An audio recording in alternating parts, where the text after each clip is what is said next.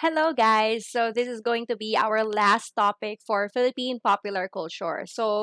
In our previous discussions, we have already finished discussing about popular culture in general. So, for this time, we are going to contextualize popular culture into Philippine setting. So, in this discussion, we are now going to discuss about the issues and insights about Philippine popular culture. Okay, so we are going to use like trends or examples which are really famous or well known here in the Philippines. Okay, so first things first, if you have already downloaded your module and have read some parts of it, okay, so actually everything that is included here in our discussion for our video lesson for today is coming from the module. Okay, so I have not included any additional information. I have only chosen parts which I think are important, or parts which I think significant, or parts which I think as interesting here in our discussion. Kasi if you have downloaded it and if you have checked, okay, your module, which I have uploaded recently, so makikita nyo doon, it's parang formatted. Unlike our previous module, it is like formatted na kamukha niya yung newspapers or parang news articles or magazines, okay? Which would mean that it would include a lot of information, okay? So it would include like parang sobrang dami. The information is very bulky. And I would understand if you would like get this feeling that you can't finish reading it in less than a week, okay? Or parang medyo nahihirapan kayong basahin siya. I would really understand that. So kaya nga ginawa ko na I would get only the important parts which I think should be included in the discussion. Okay? So kaya ko siya kinukuha. Okay? Kaya ko siya kinukuha ng yun lang yung kinukuha ko. Hindi ko kinukuha lahat kasi that would take us so long. Okay? So I've only gotten the parts which I deem important here in our discussion. So basically, our discussion for today or for this time would only be some sort of a summary. Okay? Kaya nga siya general compilation of issues and insights about Philippine popular culture. So again, it's only a compilation of things which I think are important to be discussed. Okay? So aside from that, if you have read your module, probably you would see some typographical errors. I've already edited the module, pero may mga nakalusot pa rin na mangilan-ngilan na typographical errors, and I'm so sorry because I failed. Ayun.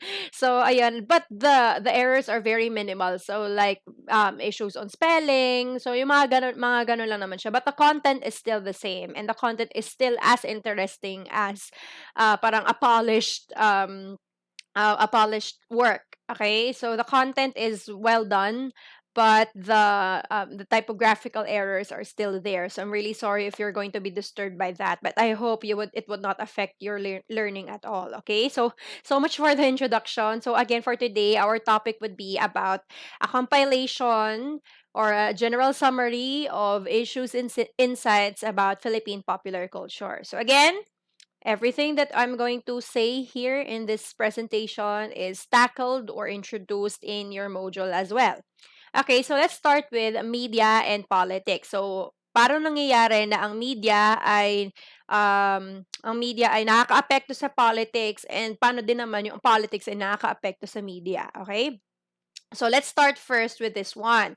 So this tackles about the image or the face of the campaign. So probably we are already familiar with these, okay? So let's start with the term choosing the hero. Okay? So ano ba yung hero na tinutukoy dito? So yung hero na tinutukoy dito is again yung image or yung face ng campaign. Pag merong nangangampanya, importante na merong nangunguna doon sa kampanya na yon. Yun yung hero kung tawagin. Kasi nasa balikat ng hero yung pagpapanalo ng campaign. For the campaign to become successful, the hero must be heroic. Okay? Ano ba yung hero? The hero must be heroic. Dapat yung hero the hero possesses a lot of qualities which would help the campaign to triumph. Okay?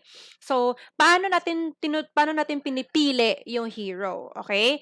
So, there are some sort of parang criteria or qualities. Okay? So, But before we proceed ito yung mga ito yung mga ano natin, yung mga observation na meron tayo. So we have notable people backing up and selling the political candidates in order to gather as many voters as possible. So we are really familiar with this, especially if it's election period. Lalo na pag election week, pag malapit na magbotohan, talagang yung TV natin namumulaklak talaga ng mga political advertisements, right? So, paano ba nila sinisell or paano nila binebenta yung mga sarili nila? Paano ba binebenta yung mga kandidato para bilhin, kumbaga? Okay? So, para sila ay suportahan or para sila ay iboto, paano yung ginagawa nila na campaign? Okay? So, paano yung ginagawa nila na campaign? Ang ginagawa nilang campaign is there are some notable people who back them up. Okay? Ito yung mga tinatawag nating mga hero. Okay? Sila yon. So, they are backing up these political candidates in order to gather as many votes or voters as possible. Say, for example, artista. Okay? May isang sikat na artista tapos, siya yung mag endorse dito sa kandidato na to in order to gather votes. Bakit? Siyempre, dahil sikat siyang artista, marami siyang fans. Okay? And then the fans look up to that artist or yung mga voters na yun ay they look up to that certain artista. Right? Idol nila yung artista na yon. So, pag sinabi ng idol nila na iboto to, chances are those people na fans ni artista would also vote for the politician. That's why choosing the hero is crucial. Okay? Because depende dun sa hero yung magiging results kumbaga ng campaign. Although hindi 100% na porket sikat yung artista and when that artist or when that actor or actress vouch for that politician, hindi naman ibig sabihin 100%. Porket sikat siya at marami siyang fans, yung kandidato na yung mananalo. Pero it increases the chance dramatically. Okay? So that's why choosing the hero is important. So again, crucial to the success of the campaign. So, paano naman nagiging importante or paano naman nagiging successful kapag meron tayong tawag nito, meron tayong image or face of the campaign because people associate the image or the face to real life. Okay? So, let's have this point. Association of image of the endorsers to their personal and real identity. Okay? So, example, we have a hero or savior or a good-hearted character which vouches or who vouches for a candidate and people would believe that this character says the truth because he or she is good or she can't lie, etc.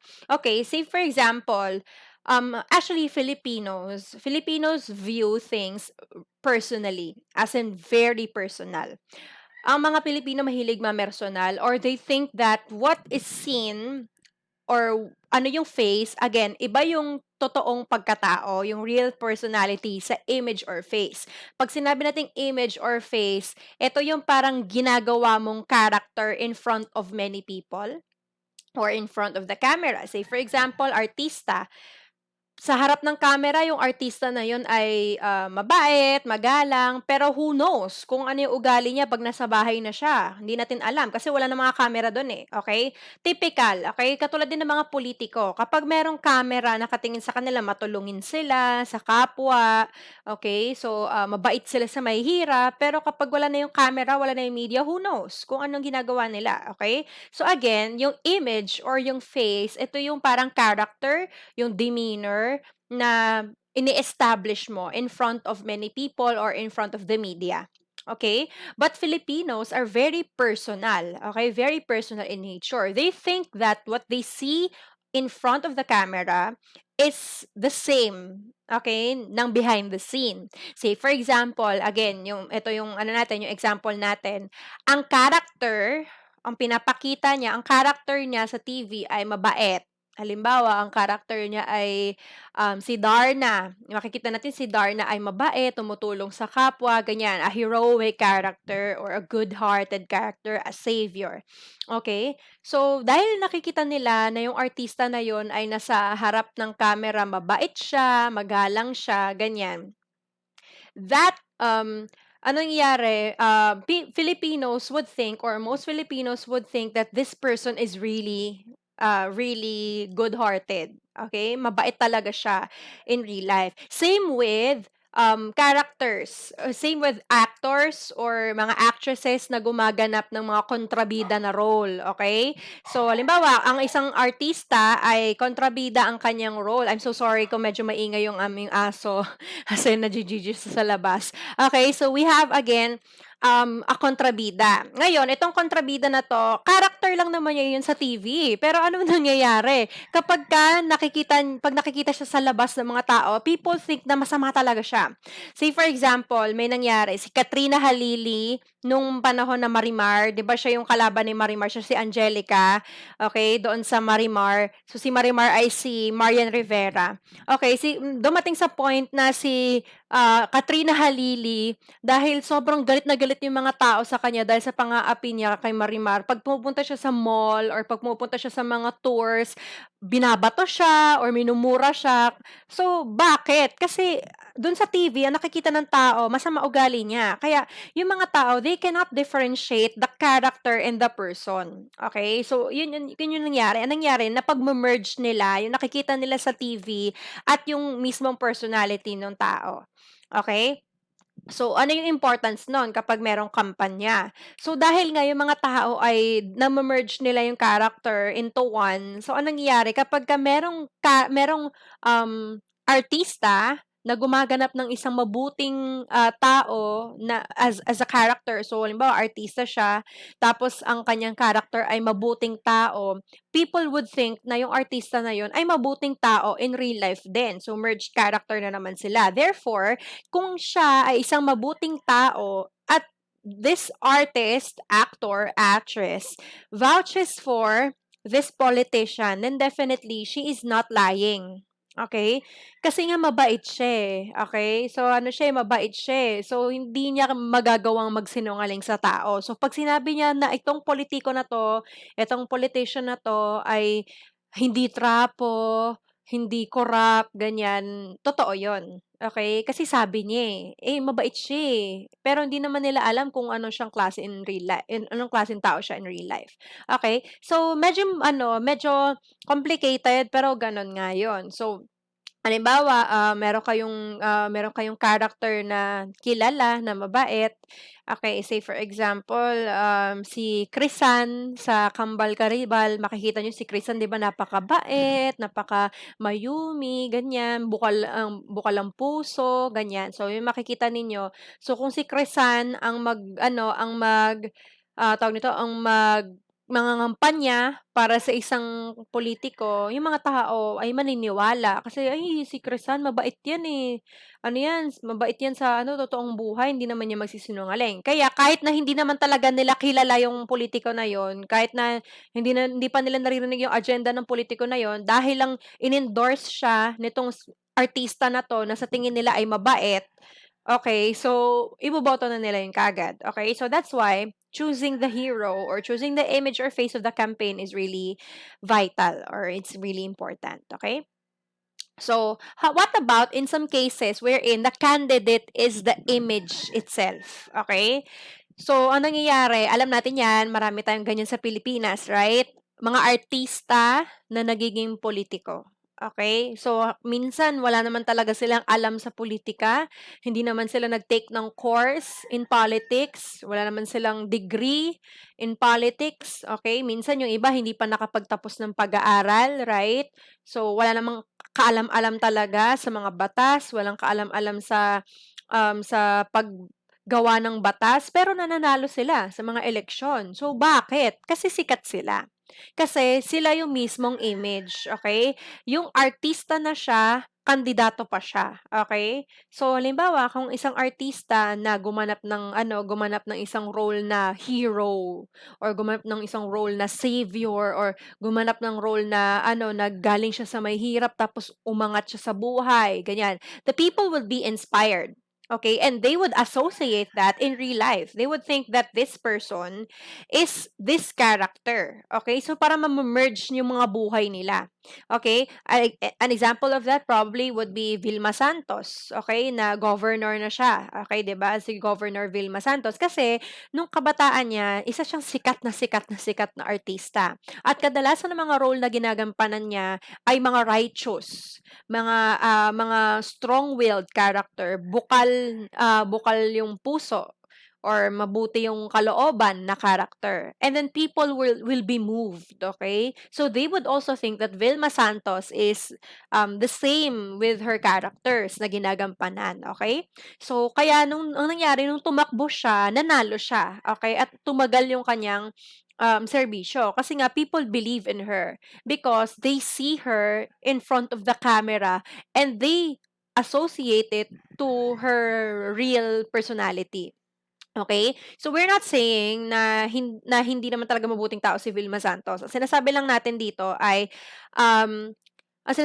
dito ay siya ay dahil artista siya at dahil yung ginagampanan niyang mga roles ay mabubuti, nakatulong yun dun sa kanyang kampanya. Okay? Just imagine kung ang ginagampanan niya lagi ay mga kontrabida role, malamang sa malamang di siya mananalo. Okay? Kadalasan ng mga nananalo in politics or na artista, okay, nananalo sa politics ng mga artista ay yung mga laging bida. Okay? Yung laging mga hero dun sa mga palabas nila. Okay? So, dahil 'pag kontrabida ka siyempre you gather the hate of the people. That's why when people associate your character to you, ang nangyayari medyo negative, okay? But if your character is, bida, hero, ganyan, or mabuti ang kalooban, people would associate it to something positive. That's why 'pag tumakbo ka, okay, ang nangyayari ay, nare-reinforce 'yun, tumatatak sa isip ng tao na, ito mabuti 'to, okay? So, ayun po. So, the reputation of the character and the politician and the person becomes merged again, okay? So, minsan kasi, let's be honest, okay? Minsan kasi, mabuti ka namang tao, mabait ka talaga as a person, okay? Pero pagdating sa politics wala kang alam. Okay, iba naman yung as a person matulungin ka sa kapwa, as a person magalang ka naman, pero iba yung pagiging politician. The politician is a leader, okay? The politician is a lawmaker. Okay? So, hindi naman porket na mabait ka sa kapwa ay maalam ka na sa batas. Hindi porket mabait ka sa kapwa, magalang ka sa magulang mo, automatically marunong kang gumawa ng batas na relevant sa bayan. Okay? So, kaya makikita natin doon na the politician should be a politician, okay? The politician should be a lawmaker, a leader, okay? A game changer. Yun yung dapat na criteria, characteristics na makikita natin sa politician. Hindi naman porket mabait, ay pwede yan maging politician. Magalang, ay pwede maging politician. Okay? Hindi naman porket ganun. Kasi hindi naman social worker yung ina-applyan nila eh. Ang ina-applyan nila ay mamumuno sa bayan natin. At hindi naman sapat na porket mabait ay pwede nang mamuno kasi magkaiba yon, okay? So, iba rin yung character. Okay, iba rin naman yung character. Hindi porket mabait yung ginagampanan niya sa TV or mabait yung pino-portray niya sa media, ay mabait na rin siya in person. Okay? Hindi naman porket na ano siya, na matalino yung ginagampanan niyang character, so righteous yung ginagampanan niyang character, ay magaling din siyang politician. Okay? So, 'di ba, gano'n yung dapat na iniisip natin. Hindi porket na ganito yung nakikita natin, automatically qualified na siya to become a politician, okay? So, ayun nga, yun yung pagkakamali ng karamihan sa mga Pilipino. Dahil yung mga Pilipino nga ay very personal nilang tinitignan ang mga bagay. And most of the time, they merge these three, okay? So, yung character, yung person, yung politician, they merge it, okay? So, sometimes, ang nangyayari, dahil sa tingin natin mabuti siya, binoboto natin siya as a politician, pero 'pag nandun na siya sa puwesto, wala din siyang magawa, okay? Design lang siya dun, kasi puro bait lang siya, okay? So, katulad na nangyari ngayong crisis, ngayong pandemic, 'di ba, maraming naluklok sa puwesto na wala namang nagagawa, okay? So, sadly, okay, gano'n yung nangyayari. Okay, so dahil nga people are only looking at their character, the image, okay? But they're not really looking into the capabilities and the skills that they need to become a politician. Okay? So, ayun nga. What else? What are other concerns? Halimbawa, ang character na ginagampanan niya ay kontrabida. Pero in real life, meron siyang course in public administration or puwede rin naman na lawyer siya, maalam siya sa batas, okay? So or political science ang kanyang course, okay? Nung tinapos niya ng college, cum laude siya dun, ganyan. Pero dahil lang ang kanyang character sa TV ay kontrabida, hindi na siya binoto, okay? Ay, kasi pangit ugali niyan, ganyan-ganyan. Okay, but if you would think about it, he is more qualified than a person na mabuti yung character on TV pero clueless naman talaga sa batas, okay? So again, we should be very keen in identifying these three, okay? So hindi porket ito yung image, ito yung face, ibig sabihin he is qualified for politics already. You should look for the political capabilities of the person more than actually the character that he or she portrays on TV. Okay? So ayan. Now, let's have limited theory or this is a media theory, okay? So this is a media theory. So this is not a literature theory. It's different from the things that we have discussed from last time. So this one is a media theory. So according to limited theory, it states that the voters decide whom to vote based on a personal manner.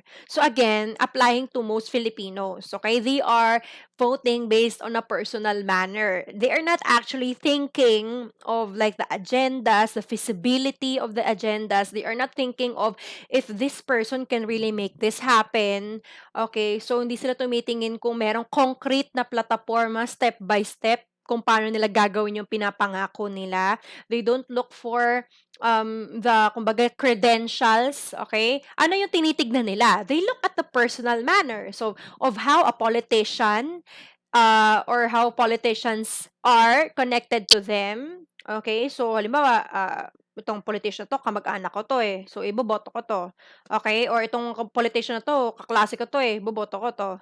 Okay? Or how they touch the voters through the voters' family members, friends, or religious groups. Again, wala silang pakialam or they do not screen the politicians that they vote through yung mga credentials, through the mga concrete plans, concrete agenda. They just vote because ano 'to, eh, mabait 'to, eh. Kilala ko 'to, eh, mabait 'to, eh. Hindi naman porket mabait boboto mo na agad. Paano kung mabait pero wala naman siyang alam kung how to handle emergencies, okey? Paano 'pag bumagyo? Hindi naman porket bumagyo bait-bait lang, okey? 'Di ba dapat 'pag bagyo alam niya yung gagawin niya, okey? So, what else? Iboboto ko 'to kasi ano 'to, eh, asawa 'to ng ano ko, eh, ng hipag ko, eh, or asawa 'to ng pamangkin ko, eh, ganyan kaya ko siya iboboto. Again, relations. What else? Yun, friends, we have discussed already, yung kaibigan niya or naging schoolmate niya or what else? Religious groups din. These are parang prescribed or these are suggested by their religious groups. So their religious leaders would vouch for these people. That's why the followers, knowing that their leader is parang a wise person or their leader is all-knowing, kumbaga. So they would respect the endorsement of their leader and then they are going to vote for the person as well. Okay? So they are going to vote for the candidate na in-endorse ng kanilang leader just because they think that their leader would not vote someone who will be wrong. Okay? So, ganon. Hindi nila, kumbaga, yung mga Pilipino, they don't really screen candidates most of the time. Most Filipinos screen candidates or rather vote for candidates just because they feel for them. Okay? So, hindi nila iniisip, hindi nila wala silang checklist, wala silang criteria na fina-follow. When they feel that this person is good, feeling ko mabait siya, or sabi ng kakilala ko na pinagkakatiwalaan ko, mabait daw yun. So, iboboto na rin niya. Okay? So, they don't really screen politicians, okay? So they are only voting based on a personal manner, okay? So actually most of the time it's not a personal choice, eh. Most of the time it's just, parang nadadala lang sila ng mga kakilala nila, ito yung boboto ko kasi ganito siya, ganyan. Ay, oo nga 'no, ganyan. So that's a common problem here in the Philippines. That's why when we look at the roster of politicians, only a few there is qualified actually. Okay, most of them are not. And nadadala lang yun just because of the face that they are creating. But when it comes to action, um, ayun, they are missing in action actually. Okay, so they have these faces, they have these images that they create during the election, during the campaign. People, famous artists vouch for them. Pero nung dumating yung pandemic, nung dumating yung Ulysses, yung mga bagyo, we cannot find them. Okay, so I think 2020 should be a good lesson for everybody to actually screen our politicians. Okay, now I'm not saying that certain politicians, I'm not name dropping people, but I'm only saying this in general. Okay, I'm only saying this in general, that as voters we should be careful, and we should be screening people based on a solid, concrete, and ideal criteria. Okay? So, again, to sum it up, how do Filipinos vote for people, or how do Filipinos vote for their candidates? It's very personal and not objective. Okay? So, it's very subjective and not objective. Okay, so when we say objective, again, you should look for the capabilities of the individual based on records, based on surveys, based on the credentials as well. Okay, and the decision making. Okay, so ayun nga, it's very personal and not objective. Kasi pag nagkamali tayo ng boto, nagtatagal sila ng 6 na taon. It's a 6-year hell for every one of us. Okay, so that's why we should be very, very careful. Okay, so ito yung mga examples. Ito kay Sonny Angara. Ayan, si Angara na sa Senado. Ayan, so anong nangyari ay he was vouched for by different artists who are really famous at the time. So you have Sarah Geronimo. Undoubtedly, Sarah Geronimo has a lot of fans. Sarah Geronimo is, of course, famous, a very talented artist. So, syempre, lahat ng fans ni Sarah would probably vote for Sonny Angara kasi nga she vouched for him. Who else? You have Coco Martin. Sikat na sikat siya at the time because of the Provinciano. So syempre when he vouched for Sonny Angara, chances are his fans and those people na natatouch sa kanyang performance sa ang Provinciano. Okay, so would vote also for Sonny Angara. Okay, so ayun nga. And then we have candidates who are media personalities as well. Okay, so they don't really need a celebrity to vouch for them because they are the celebrities themselves. Okay, so you have Bong Revilla, you have Lito Lapid, and you have the Senate President Tito Soto, siya, yan. Very prominent si Tito Soto kasi tagal-tagal na namamayagpag ng Eat Bulaga, 'di ba? So makikita natin na matagal na siya sa media. So that's why he has established this image or face in front of the camera for a long time. That's why he garnered a lot of supporters. Okay? And then, syempre, biggest personalities on TV. You have Vic Soto, you have Joey De Leon, na nagpupush sa kanya, na parang in a way, promotes him, 'di ba? So, parang, yun nga, kung pinagsama-sama yung mga supporters nila, supporters niya, supporters ni Joey, supporters ni Vic Soto, eh, pagsama-samahin mo yon, eh, marami ng boto yon. Okay? So, what else? Lito Lapid, especially yung mga lalaki, yung naman yung naging, naging mga voters niya, yung mga idol siya, yun din, makikita natin. And then you have Bong Revilla, kahit na we all know, meron siyang kaso, yun nga, nakulong siya, pero he still won, which is amazing, right? Yun, so makikita natin, and also his campaign is really iconic. He just danced, no agenda, no promises, nothing, okay? Pero he just danced and he won, di ba? It's so amazing, di ba? So makikita natin how powerful the image and the face, right? Kahit na wala kang gawin, basta sikat ka, chances are you will win, right? So that's why, again, the image and the face of the campaign is really, really important. Okay, so you have that. Okay, so you have, of course, you have also, again, Vilma Santos, governor. Ayan. I've heard that she's doing well in her job. Yeah, pero yun nga, yung kanyang dahil siya ay isang very prominent pioneer, media personality. That's why yung boto niya is solid kasi nga everybody knows her. So kung yung ibang mga candidates, they need to spend a lot of money para makilala sila ng mga tao. They have to parang spend money on flyers, on posters, on TV advertisements. Pero siya, she doesn't need that because everybody knows her already. Okay? So kahit na wala na siyang flyers, pag sinabi mong Vilma Santos, kilala na siya ng tao. So effortless campaign. And then we have also Cheese Escudero and then Heart Evangelista, the sweetheart of the media at the time.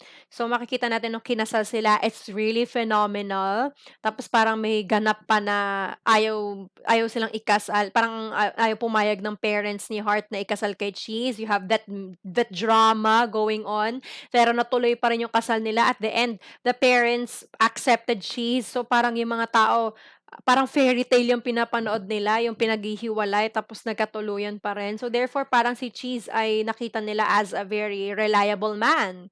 So it painted Cheese as parang a man who would do everything for love, ganyan. So makikita natin na parang si Cheese din, it's a booster in his face or in his character. Okay, that's why people also voted him. Pero Cheese is a good politician as well. Okay, so now what are the components of the campaign or what are the components of a certain campaign? So you have the first one, which is some party that is representing. So a party that is representing or the party that represents. Okay, so ano to mga to?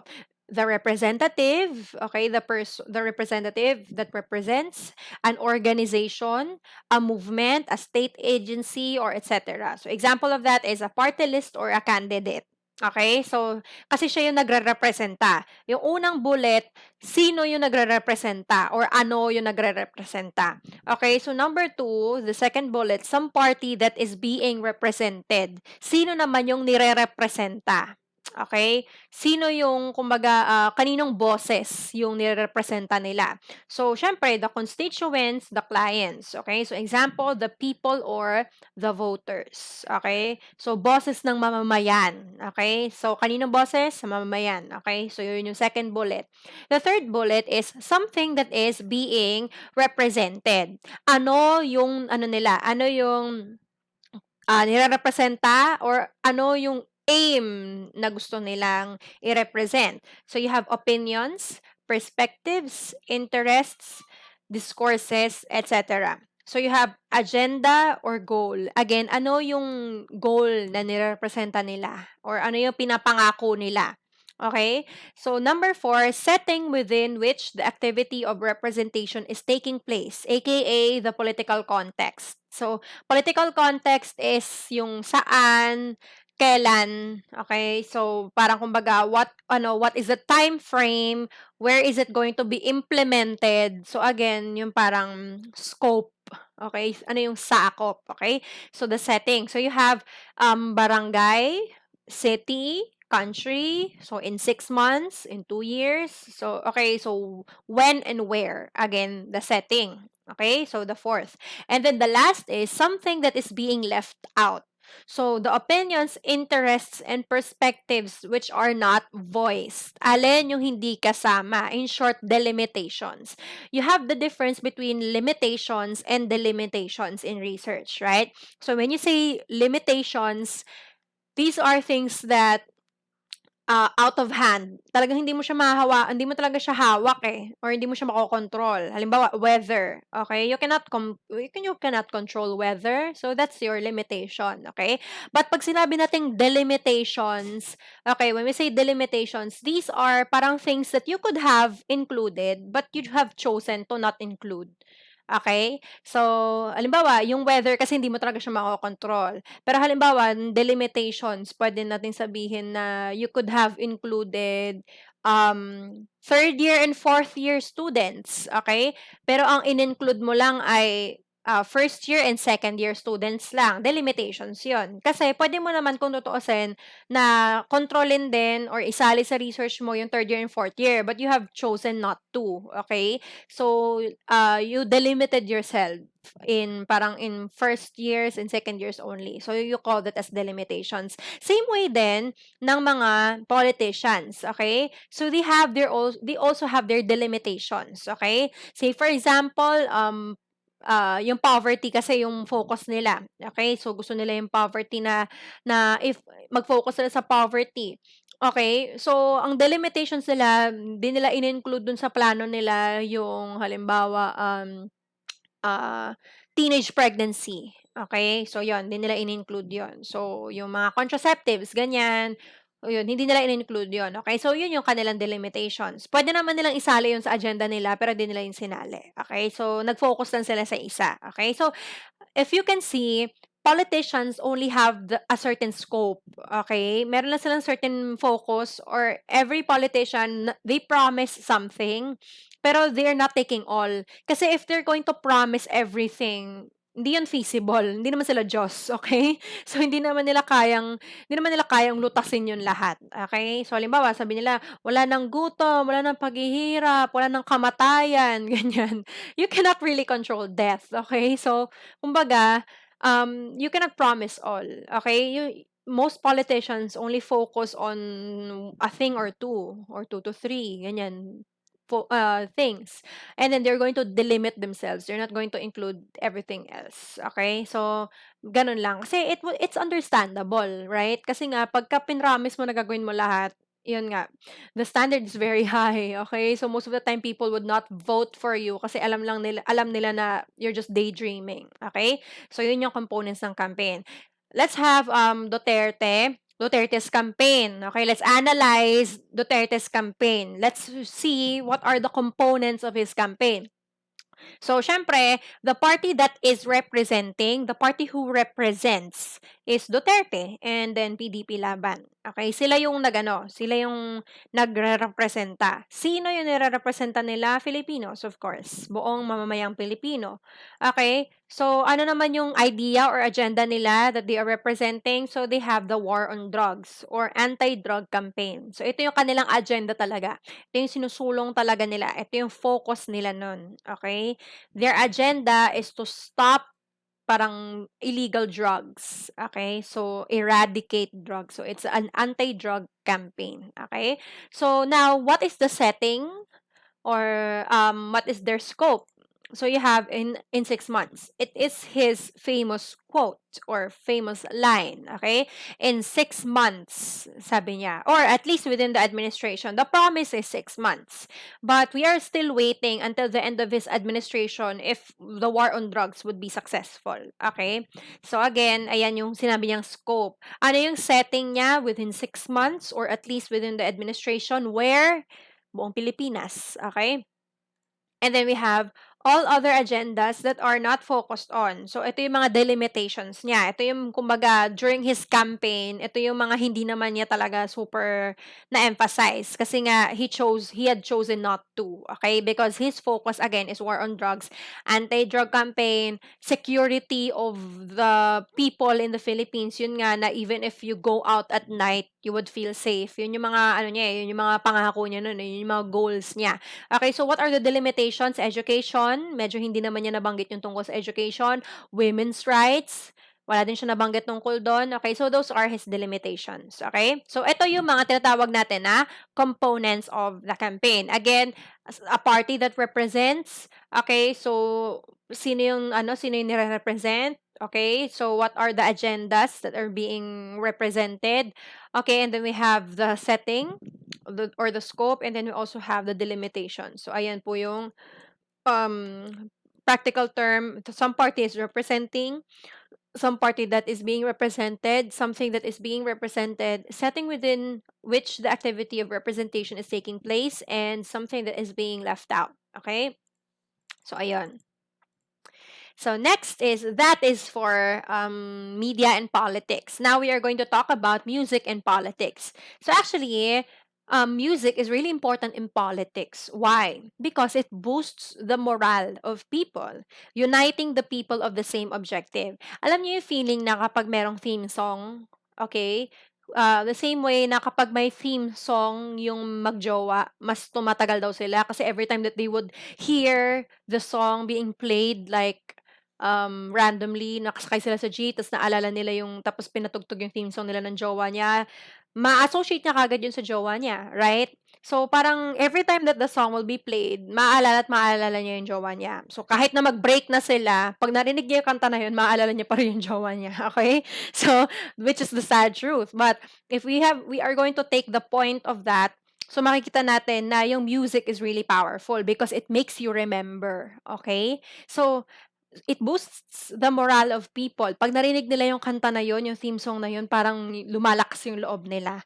And then, it would unite the people of the same objective. Just imagine, kakanta ka, tapos yung katabi mo, kakantahin na rin yon, tapos nasa revolution kayo, tapos kumakanta kayo ng sabay-sabay. So, parang kahit na may takot kayo, pag kumakanta kayo ng sabay-sabay, parang ano kayo, eh, alam niyo 'yun, parang lumalakas kayo, okay? Which is also different from if you're going to memorize like a poem. Kasi if you're going to memorize a poem, chances are you are going to um forget some words, ganyan, and you are going to have a difficulty memorizing the poem. But if you're actually memorizing a song, it's really easier to memorize it, and it's easier to understand the message of the song versus a poem. Okay? So that's why if a person is not really that good in memorizing, pero pag dinaan sa kanta yon, mas name-memorize niya, mas okay pag kinakanta, okay? So halimbawa, uniting the people of the same objective, just think of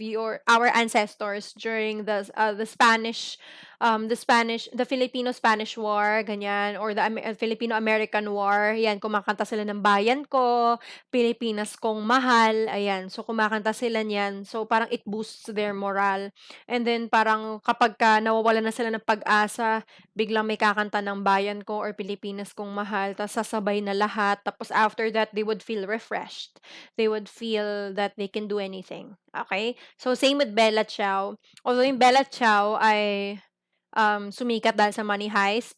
Tama ba, Money Heist? Pero yun nga, dahil sumikat siya dahil sa Money Heist. Pero ito ay traditional talaga na Italian song na kinakanta ng mga Italians during the World War II. Kinakanta sila ng resistance, okay? So habang lumalaban sila sa mga Germans, kapag may secret meeting sila at night, every after ng meeting nila, the patriots are singing Bella Ciao. So this is actually a very heavy song, okay? So what else? Signifier to the candidate or the party list. Pag sinabi nating signifier, siya yung nagsi-signify nung certain na tao. Okay? So, halimbawa, pag narinig ng tao tong music na to or yung jingle na to or yung chant na to, automatically they would associate it to the person. Okay? Dun sa kandidato. The same way na kapag yung magjowa nga ay may team song, pag narinig nila yung kanta na yun, maalala nila yung jowa nila, parang ganun din yung music and politics. When they hear this certain song, this certain chant, they would associate it immediately to the candidate. Okay? So, next, enlivens the audiences and makes known of the presence of the candidate or party list, especially if the song or the chant is very lively. Maya-maya napapakanta ka na, maya-maya na LSS ka na dun sa jingle nung politician or dun sa chant ng politician. So, ayan na, napapasayaw ka na, ganyan. So, anong nangyari? Naalala mo yung pangalan ng politician or naalala mo kung sino yung politician na pagdating ng botohan, ang mga naalala mo ay yung mga tumatak sa'yo. Okay?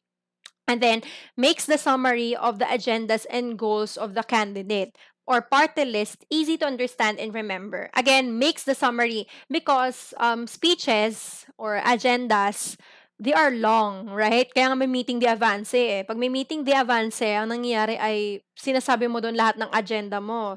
And most of the time, people are bored to listen to all the agendas. Okay? Minsan kasi sobrang tagal ng meeting de avance, dami-daming sinasabi ng politiko, okay? So, for the people not to be bored and for the people get something from your agendas which would be easier to understand, politicians tend to create like chants or jingles. All in one na yon. Ando na yung advertisement sa'yo as a candidate, ando na rin yung mga agendas mo, ando na rin yung parang to grab the attention of people.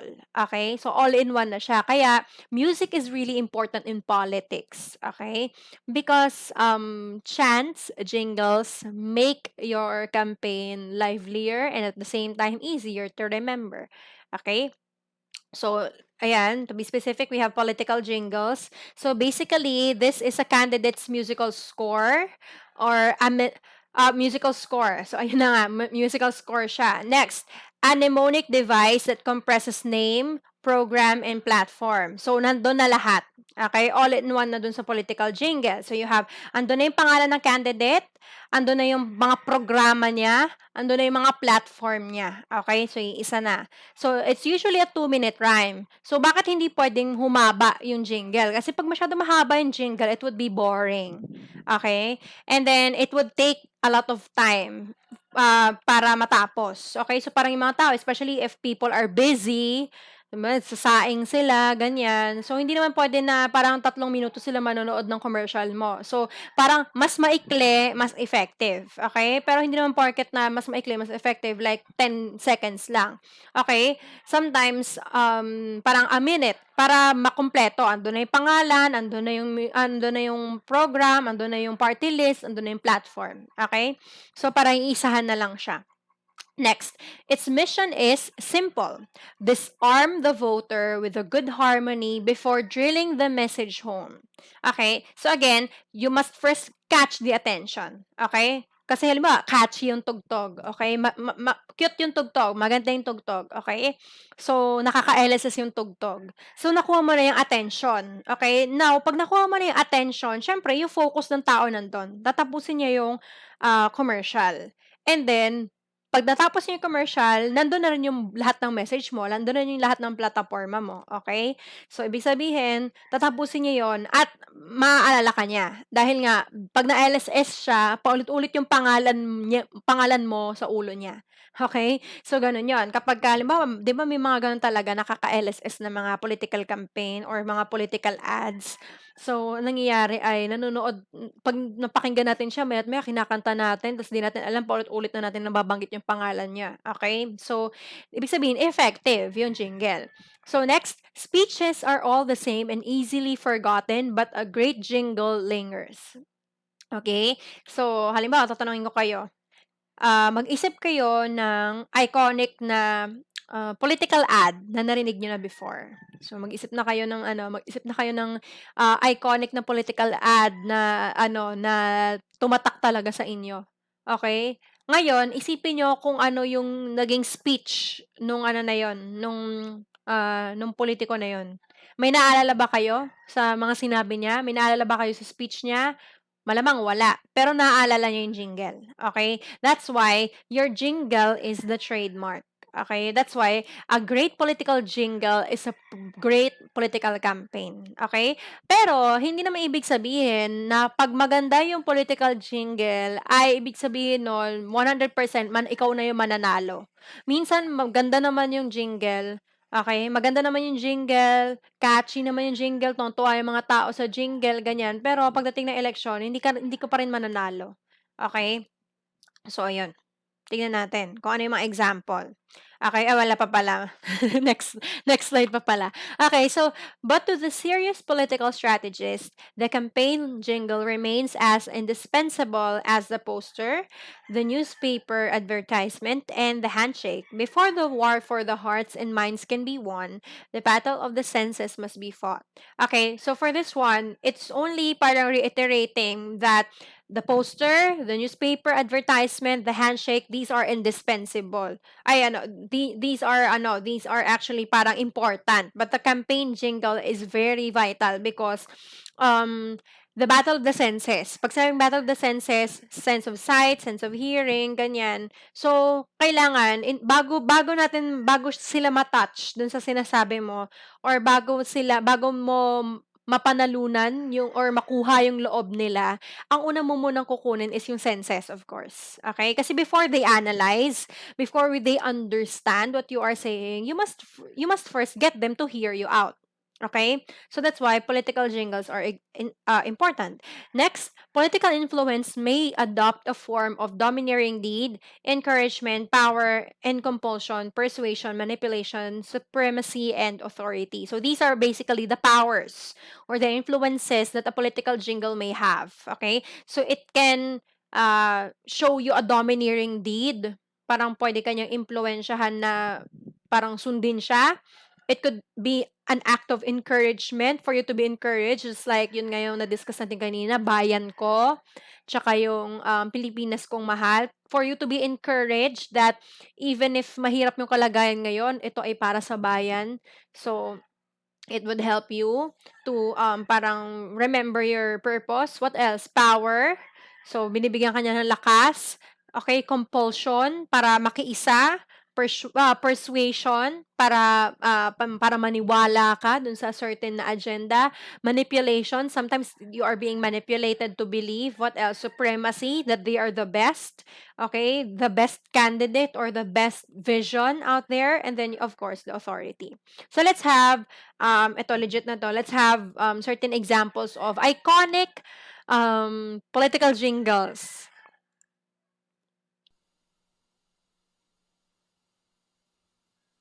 Nakaligo ka na ba sa dagat ng basura? Nagpasko ka na ba sa gitna ng kalsada? Yan ang tanong namin, tunay ka bang isa sa amin? Nalaman mo na bang mapapag-aral ka niya?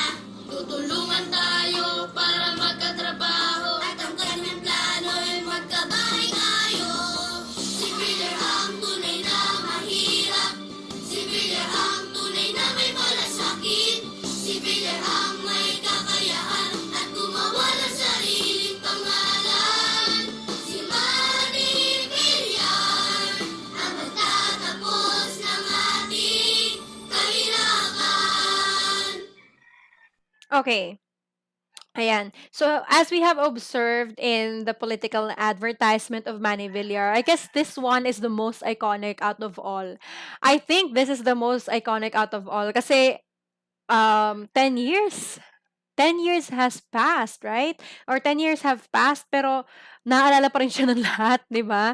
So, it's very iconic. And then, within that very short time frame, andun na lahat. Full pack. Andun yung pangalan niya, andun yung kanyang background, tunay na mahirap, andun yung kanyang mga, parang andun yung mga characteristics na they claim that he has, malasakit, tutulungan ka niya, right? So, what else? Andun din yung mga agenda niya, yung mga andun yung mga agenda niya or yung goal niya, bibigyan sila ng trabaho, magkabahay sila, okay? So, within that very short time frame, full pack, andun na lahat ng information na kailangan mo, okay? And what else?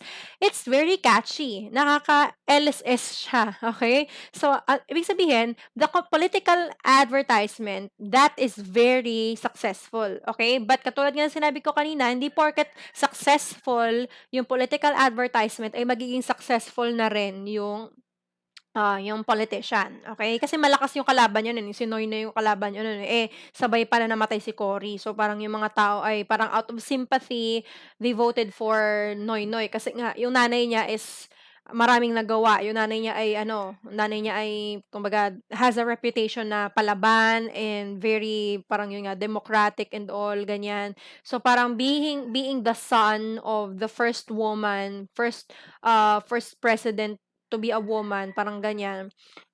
Siyempre parang yun yung nag-garner ng votes kay Noynoy. Pero kung tutuusin, malakas din si Villar nung panahon na yun, okay? So dahil isang part na dun yung kanyang political advertisement, people were actually voting for him just because of his advertisement, okay? That's how powerful his advertisement were.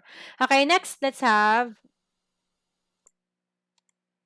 Okay, so eto din ay very iconic, yung Mr. Palengke ni Mar Rojas, okay?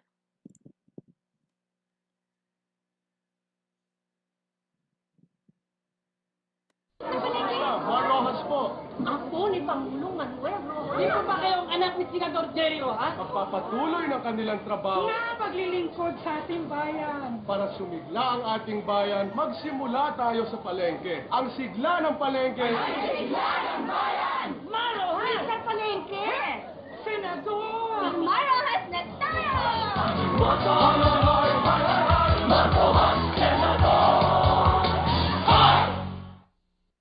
Okay, so this is the campaign of Mar Rojas naman. Very iconic din yan. Parang yung mga tao, pag narinig nila yung Mr. Suave, na-associate nila yun kay Mar Rojas dahil nga sobrang successful din ng kanyang political campaign. Ito naman, nanalo naman siya nito ng panahon na to.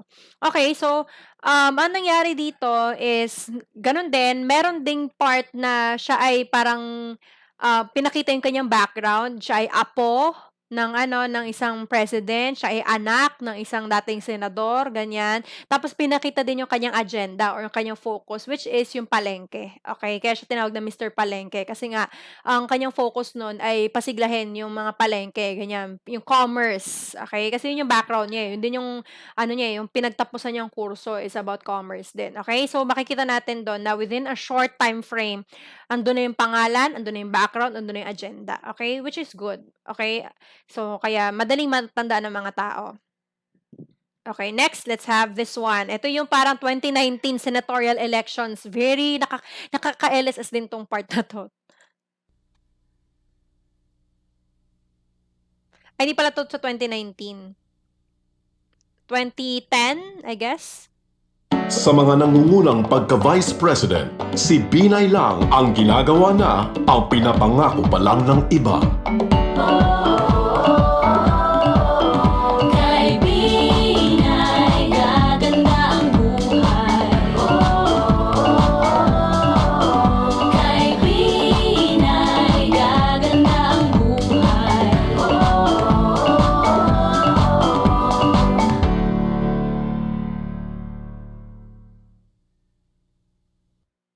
Okay, so this is the advertisement of Jojo Binay for parang vice presidential elections during 2010. Ang president ay si Noy Noy ata ang president niya noon, and then siya yung tumatakbong vice president, I guess. Parang ganun eh. I'm not really sure, okay? So I'm not really sure. I'm not really updated with politics kasi nga 2010 pa to. Alam pa ako noon, elementary pa ako nitong panahon na to. Okay, so ayun. Makikita natin na very short din yung presentation, very short yung jingle or yung chant, pero nandun na lahat ng agendas. Okay? Tapos nandun na yung promise na kay Binay gaganda ang buhay. Meron ding trademark phrase, okay? Or merong catchphrase, okay? So next is, ito yung sa 2019 senatorial elections. Ito yung nakaka-LS talaga to. Sa pagpili ng senador, Kailangan maging mapanuri. JV Ejercito. Magaling! Walang bahid! Doon ako sa mabait, doon ako sa magaling. JB Ejercito. JB is the good one, JB is the good one. JB Ejercito. JB good, JB good. JB is the good one. JV Ejercito. Ibalik ang good sa Senado.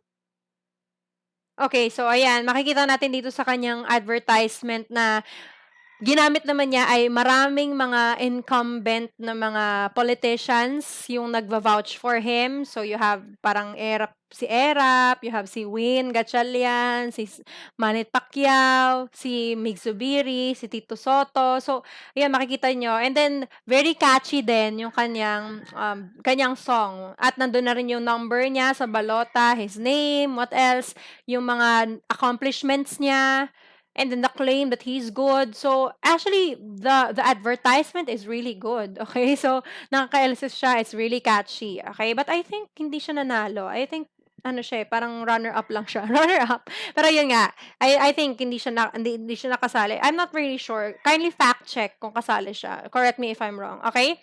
So, sa pagpili ulit-ulit. Okay, so next you have political anthems. Okay, so this is different from a political jingle or political campaign. Kasi for this one, you're not really vouching for a candidate. for elections. Okay, so for this one, this is only a theme song of a certain movement. Okay, or a theme song of a certain political agenda. Okay, just like parang the song of the revolution is Bayan Ko and Pilipinas Kong Mahal. Okay, the theme song of the resistance versus the Italian resistance versus the German soldiers is Bella Ciao. Okay, so what else? The resistance of the Filipinos, aiming for democracy versus the martial law is yung magkaisa, magsama, kapit kamay, ganon. So you have the political anthem, okay? So for this one, the political influence or the song of the anthem of the movement shows encouragement, power, compulsion, and persuasion. Okay, so they are trying to persuade people to join the movement. Okay, and then they are encouraging people to join the movement that they can defeat a certain oppressor if they would just join together. Okay, so ano yung main kung yung jingle ay pagiging maikli, kompleto sa information, pagiging catchy, yun yung kanilang parang criteria para maging successful. Ano naman yung criteria para maging successful ang isang political anthem? It has to provoke the emotions of people. Okay? So again, emotions, as it was proved by psychology, it causes prompt reaction and they are strongly stimulating factors. So in order for people to be moved, you have to parang tug at their hearts. You have to be very emotive because emotiveness is the key for stirring the hearts of people. Okay, so you have to you have to tug at the emotional factor. It has to be very emotional. Okay, kasi pag naging emotional, ang nangyari ay parang natatouch yung mga tao and then it fuels them to actually join the brigade. Okay, the same way when General Luna was released, pag pinanood yung General Luna, parang matatouch talaga kayo, yung damdamin nyo parang maglalagablab, ganon. So parang halos lahat ng nanood ng General Luna pagkatapos ng General Luna, pagkatapos na panood ng General Luna, parang lahat sila gusto ng revolusyon, ganon. So parang ganon din yung political anthems. Okay, so again, emotiveness is the key for stirring the hearts of people. So let's have an example. This one is the traditional. Okay, so this one is our national anthem. So although it's our national anthem, ngayon kasi kinakanta na lang natin siya as a form of parang a ceremony or a tradition, but actually during the Revolutionary War, okay, between the Filipinos and the Spaniards and the Americans as well. So this they sing this in order to parang boost their morale, okay? So to feel the nationalism, okay? To feel that they are uniting against an oppressor, okay? Mga kababayan, ang pambansang awit ng Pilipinas.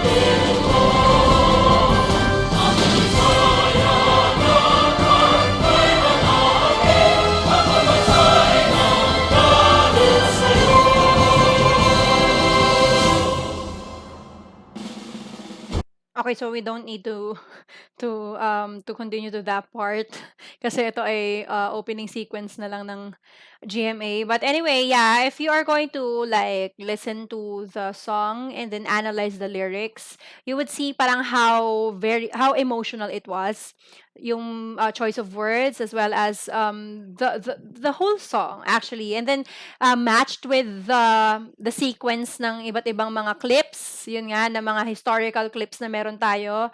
You know, it's really tugging at the hearts of people actually. Okay? So very emotional. So yun yung ating traditional, okay? Traditional na song. What about yung what about parang a contemporary one? So let's have this one. Again, a contemporary example. This is being sung sa mga rally. Magandang gabi po sa inyong lahat. Itong awit ay mula sa Tulang Les Miserables. Isinalin at ginawa ng bagong areglo ni Vince Jesus. Naganap lang kami ng mga volunteers. Nakakanta at nagbigay ng kanilang panahon ang ating mga kasama sa sining. Kung may hawak kayong kopya o alam niyo yung kanta, inaanyayahan namin kayong mag-iawit.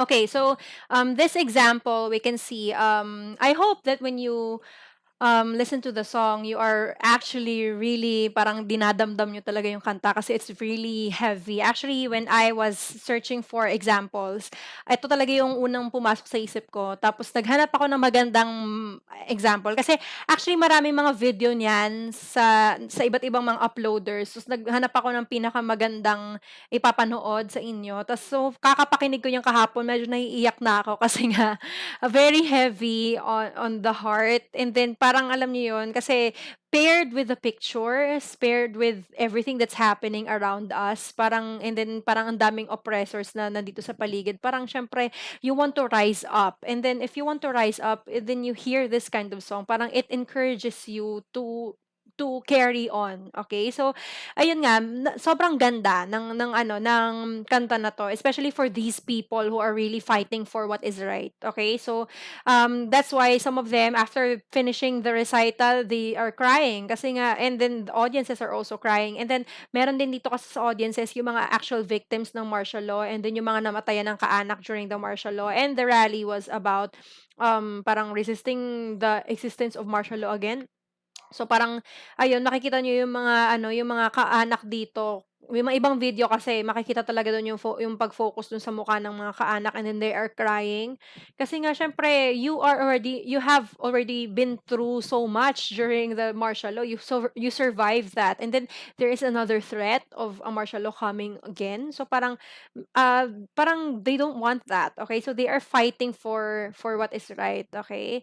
So they are fighting for it to never occur again. Okay? So yun nga, it was really heavy on the hearts of everybody, and at the same time it fuels us to carry on. Okay? Yun yung tinatawag natin na political anthem, which is different from a political jingle. Kasi a political jingle, again, this is parang advertising a certain candidate. But when we say political anthem, this is only a theme song. Okay? A theme song of a certain movement or a certain goal or agenda. Next, we have social media and politics. Okay, so for the social media use, actually this part is very brief. Okay, social media use, we are only going to tackle about networked disinformation. So what does disinformation mean? So according to Great Soviet Encyclopedia, 1952, disinformation is different from misinformation. Okay, so why? Because misinformation is simply getting parang wrong information. Okay? So, you are misinformed. So, parang nangyari, nabiktima ka lang ng, or hindi naman nabiktima, pero parang mali lang yung info na dumating sa'yo. That is simply a misinformation. But when we say disinformation, this is an intentional deception. Okay? So, again, false information with the intention to deceive public opinion. So, actually, this is not only an issue of parang ikaw lang mag-isa yung niloko. Ang ginagawa kapag sinabing disinformation, you are really trying to intentionally deceive, intentionally nalokohin yung mga tao or ibigyan sila ng maling impormasyon para maniwala sila, para maloko sila. Okay? Yung maraming tao. Again, public opinion. So, ano yung tinatawag natin na networked? This one is systematized. Okay? Meaning that merong system ng pagpapakalat ng maling impormasyon. Kaya siya tinawag na networked disinformation. So, the fake news or fake information that is being parang brought into the social media, this is not only parang an isolated case or this is not only parang a simple error. Actually, this is well thought of. Pinag-iisipan to, pinaplano, at pinapakalat talaga using a certain system. Okay? So, this is network. So, para ang nangyari, merong pinanggagalingan ng source na mali, ano yung tapos ini-inform yung mga trolls, ano ba yung gagawin nila. Okay? Ano yung sasabihin nila? Ito yung tinatawag natin na may script. Okay? Ito yung tinatawag natin na meron silang script. So, merong mga script writers. So, may mga heads, may pinanggagalingan sa taas, and then, meron lang silang mga tagapangal at mga tagakalat nun. Okay? So, kaya siya tinawag na networked or systematized because there is this information, again, an intentional deception of the public, and then it is networked. Okay? So, kumbaga, there is a system behind it. Okay, so what else? You have the social media use, again, networked disinformation. Be very wary of this one. You have irresponsible use of social media. Okay, so social media, meron tayong mga scams, meron tayong identity theft, there are scandals, there are out of hand or below the belt memes. Okay, so sometimes they are also parang memes. Of course, memes are parang sometimes having dark comedy or having parang parodies of some sort, right? So with the intention to make things funny. But sometimes there are certain memes that are not funny at all. So they are trying to be funny, but the content is out of hand or below the belt, such as rape and incest, right? So yung mga gumagawa ng memes na parang about rape ng tito, ganyan. So, halimbawa, 5 years old siya, tapos ni-rape siya ng tito niya, tapos parang ginagawa ng meme, and then they are trying to be funny, but it's not funny at all. I mean, if you guys are laughing, if your guys are laughing at that kind of meme, I don't know, probably something is wrong with you, okay? Kasi that's not really that's not really funny, right? Kasi rape is not, it should not be parang taken lightly. Okay? So rape is not funny at all, right? Especially if it includes parang abuse and murder, and if it happens multiple times, right? So parang hindi siya nakakatawa. So sometimes people become parang insensitive in social media. They think that it's funny because everybody else finds it funny. Okay? Yun yung tinatawag natin sa norms, 'di ba? Yung mga napag-usapan natin sa norms na since everybody thinks that it's funny, then probably I would laugh to it as well. But actually, it's not funny. And if you encounter memes like that, you can actually tell it to them that they're not being funny. They're being disrespectful, and they're being like uh parang yun nga, insensitive, right?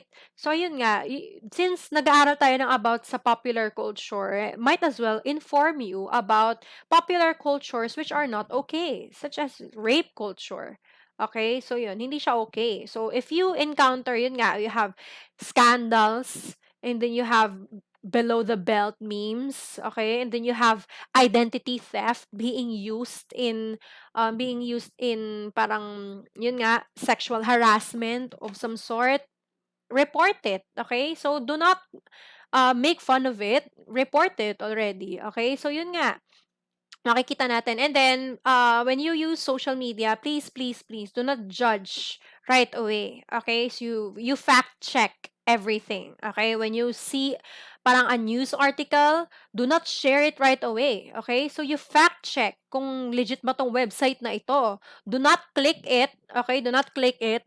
Kasi minsan, viruses din yon. So, you go to Google, and then, tignan nyo yung headline, kung meron talaga nag-exist na headline na ganon, to fact check it. Okay? So again, fact check everything. Do not share, do not click and click, okay?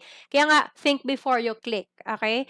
So pinag-aralan nyo na yun ng grade 11 kayo, grade 12 kayo, sa MIL, right? You have to be literate in social media, okay? Kasi kapag nangyari, if you share wrong information, you're actually working for these people who are spreading fake news and fake information. Okay, tinutulungan nyo lang sila. So you are being a part of network disinformation. So for it to stop, everybody should be literate in using social media. Everybody should be good in using social media, right? Okay, so do not be irresponsible in using social media. Next, unedited and anonymous posts or information. So ito din, mahirap din to kasi kapag social media, gumagamit ng social media, halimbawa magbabalita, 'di ba? Unlike sa TV, they are screening their content. Unlike sa newspaper, again, they are editing, screening their contents. But when we use social media, everybody could post whatever they like.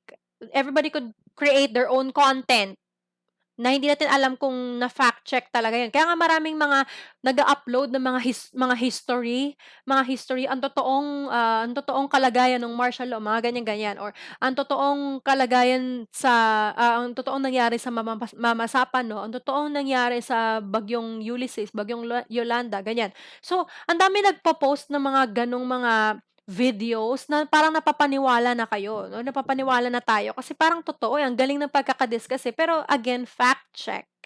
Okay? Kasi we don't know if that is a legitimate source. Okay? Do not share posts like that. Or else, you're going to help the network disinformation thing going on social media. Okay? So what else? We have vital role of social media influencers. Okay?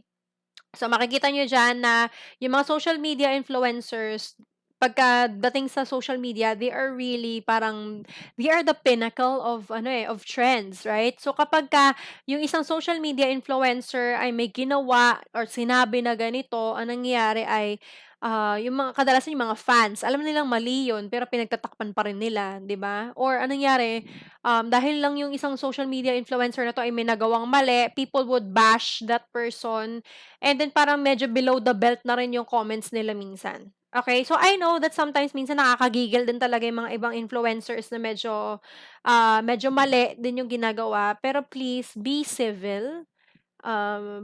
Please show that you are educated. Do not join the banter na parang walang pinag-aralan yung mga salitang ginagamit. Okay? So you have to be very careful with the use of social media. Let's make Earth a little bit better, right? Let's make Earth worthy. Okay? So, wag na tayo dumagdag dun sa mga trashy na mga diskusyon sa social media. Okay, next. It is easy to see the actions and responses of politicians through social media. So ito din actually, isa ding tulong ng social media is we can track the progress of politicians very well. Okay? So makikita natin kung saan yung ginagawa nila, pwede nating ma-check kung ano yung mga talagang ginagawa nila or saan sila pumupunta, right? Kasi nga gumagamit tayo ng social media. So unlike before, kung ano lang ipapalabas sa TV, yun lang yung makikita natin. Pero ngayon, dahil may social media, we can follow them in different social media platforms, right? So, ayun, madali natin silang ma-track. So, what about gender and media? So, this one is very interesting. Okay, so let's start with the portrayal of men. Actually, before, you have the portrayal of men as charming, and then you look at the personality. And then you have the conviction. So, kung ano yung parang ito yung mga ideal, okay? Ideal na mga lalaki.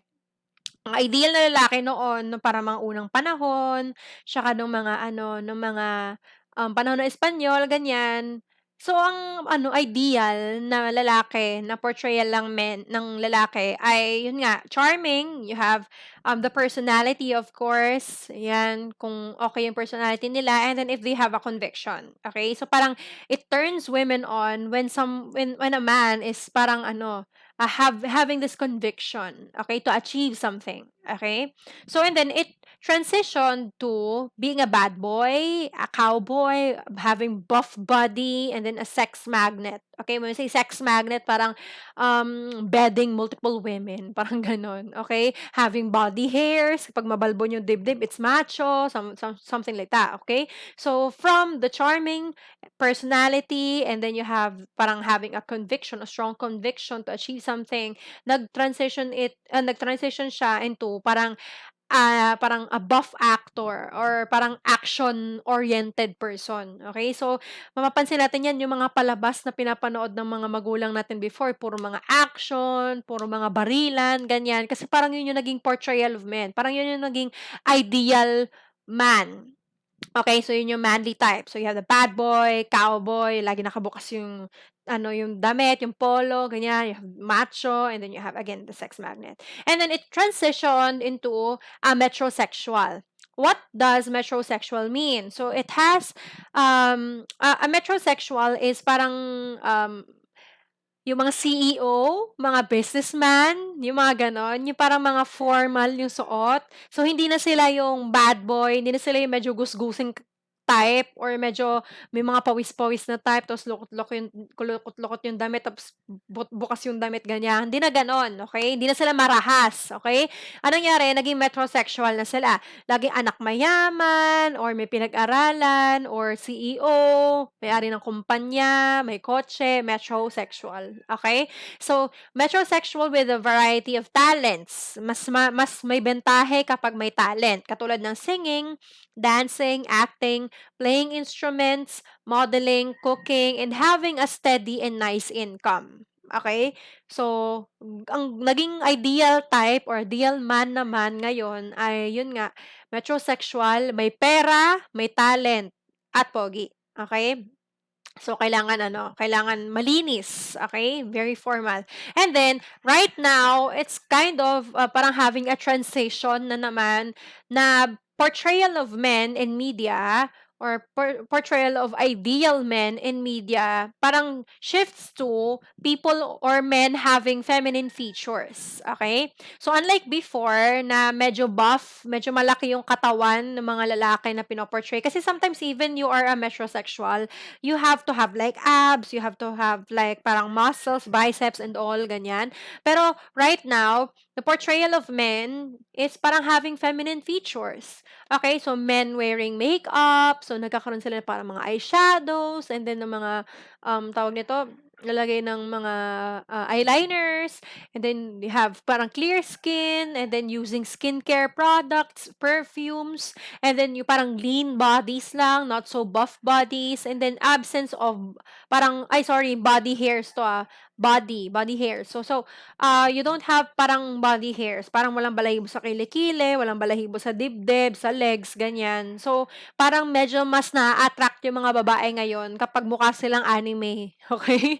Kapagka wala silang mga body hairs, tsaka pagka medyo nagme-makeup sila ng konti. Okay, and then, again, the portrayal of men, kasi itong mga to, yung bad boy, cowboy, ganyan, parang they are catering the tastes of women. They are parang only welcome to women. They are not welcome to gays. Okay?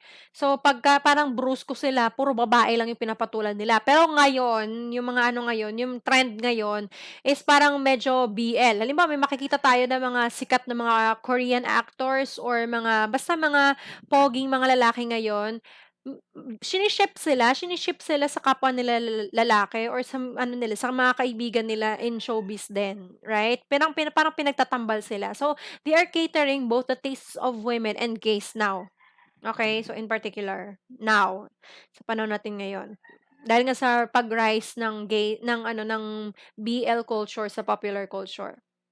So, ito yung mga sinasabi natin noon na charming, and then you have the personality, and then tawag nito, the conviction to achieve something. So, ito nga, yung mga revolusyonaryo natin, kung tutusin, pag tinignan natin yung mukha nila, they are pretty average eh. They're not really that good looking na parang when you see them, parang masa-starstruck ka sa kanila. Actually, they are pretty average when you look at them. But, they are the standards of parang of pogi before. Okay? Just because parang they are charming, especially Jose Rizal, in some anecdotes or some historical accounts, he was described as parang very charming. And then you have Gregorio del Pilar, yun nga, pogi daw yan, as in lahat ng pagkakadescribe sa kanya, pogi, lahat ng stations na napupuntahan niya during the war, lagi siya may girlfriend, okay? Kasi nga pogi daw siya.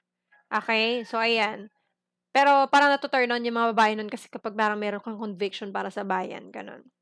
And then we have the solid machismo, ganyan. So the buff body, Rambo, ayan, we have the buff body, and then we have the medyo cowboyish type, medyo bad boy type, right?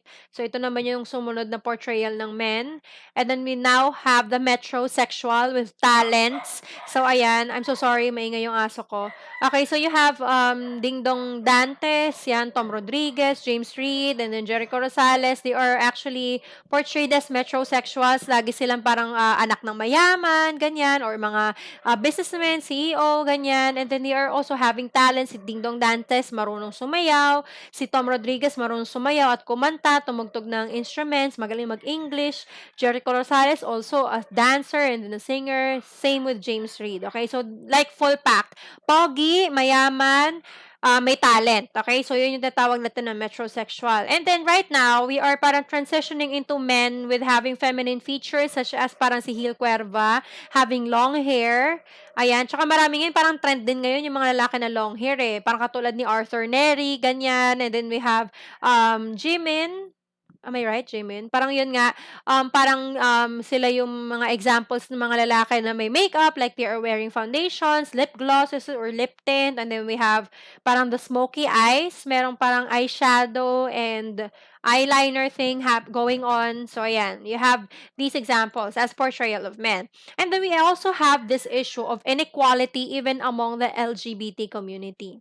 Okay, so what is this inequality that we are talking about? So, parang nangyari kasi, even among the LGBT community, there are the privileged ones and then there are underprivileged ones. So, ano yung mga yon. But let's start with the first bullet.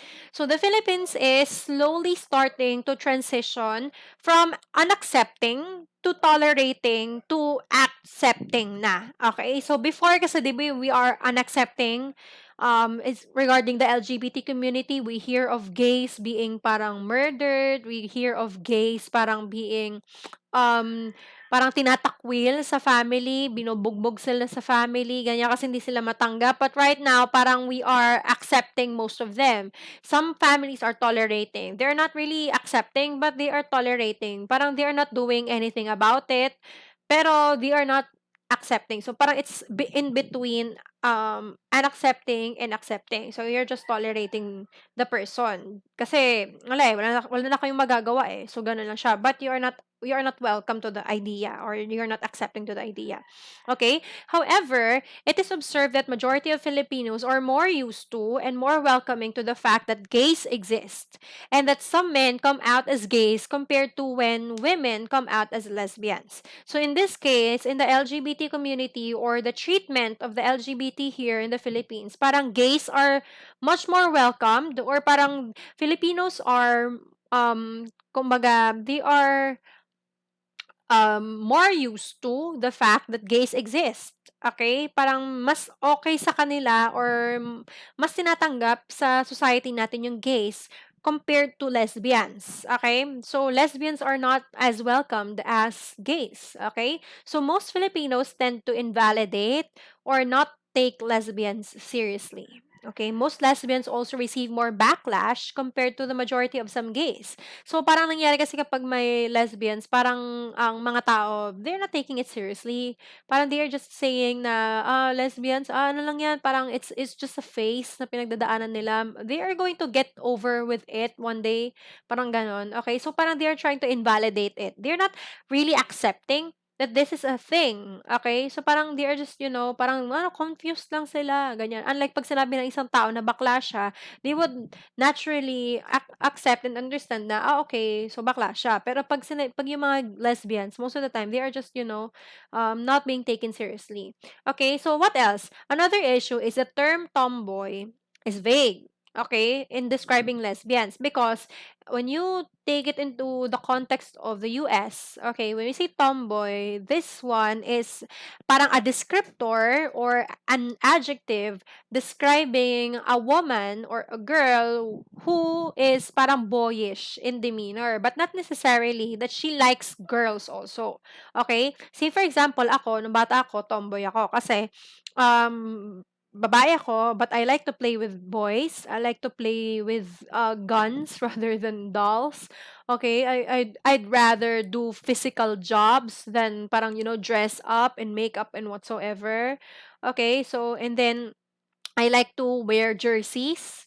Even now, pag nasa bahay ako, gusto ko naka-jersey ako na panlalaki. So you have there parang cross-dressing. So, but that doesn't really mean that I am a lesbian. Okay, so I'm just a tomboy. Okay, but here in the Philippines, when you say tomboy, they associate it with a person or a woman who dresses like a man, a woman who likes other women, okay, a woman who is boyish, okay? So parang magkakasama na yung term pag sinabing tomboy, okay? So parang pag sinabing tomboy, ano siya, pwedeng trans yun, pero tomboy pa din. Pwedeng lesbian siya, pero tomboy pa rin yung label nila. Boyish lang siya, tomboy pa rin yung label nila. So parang tomboy is a vague term, okay? Just like how bakla is also tawag nito, vague term, okay? So, you have, pag sinabi natin bakla, pagka may gusto sa kapwa lalaki, bakla, okay? Pag bisexual, bakla pa rin yung tawag nila. Pag trans woman, which is a woman na technically, pero bakla pa rin yung tawag nila. Okay, so, we have vague terms here in the Philippines, which only shows that, actually, if you're going to, look at the current status of LGBT here in the Philippines, we are not yet accepting as a culture. We are only tolerating. Yes, we know that they exist.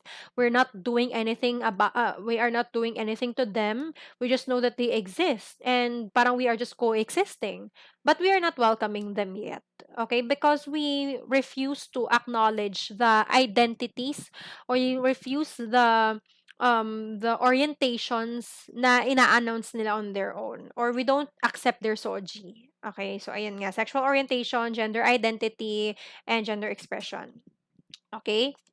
So ayan, we have the issue, yun nga, yun nasa module ninyo, yung issue which is yun nga si Vice Ganda and then si Jake Zyrus, okay? So you have Vice Ganda, she's well celebrated, very privileged, okay, in the society, parang almost everybody loves her. Okay, so you have Vice Ganda. And then, nagkaroon siya ng issue which is when she made a rape joke, kay Jessica Soho. Yun nga, yung about sa rape kay Jessica Soho. Gumawa siya ng joke. And then people were like, she's just joking. I mean, that's normal. Parang ganon. Okay, so parang people dismissed the fact that she did something very wrong, right?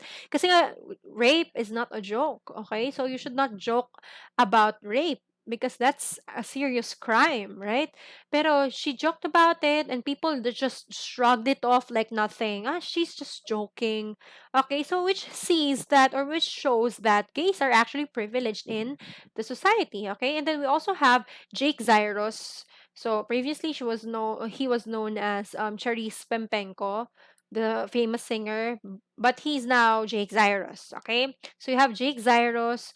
When she came out, or when he came out rather, sorry, when he came out, people were so mad. I mean, they don't even know the person personally, but they were so mad.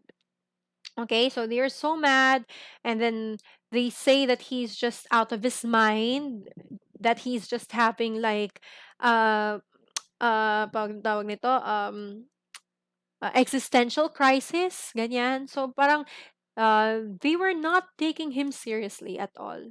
Okay, so you have there the issue of Jake Zyros. Vice Ganda is celebrated. Okay, Jake Zyros was not taken seriously. And then you have also Paolo Ballesteros, who was actually, or who is actually parang a famous parang matinee idol before. Kasi nga, kasi pogi naman talaga si Paolo, right?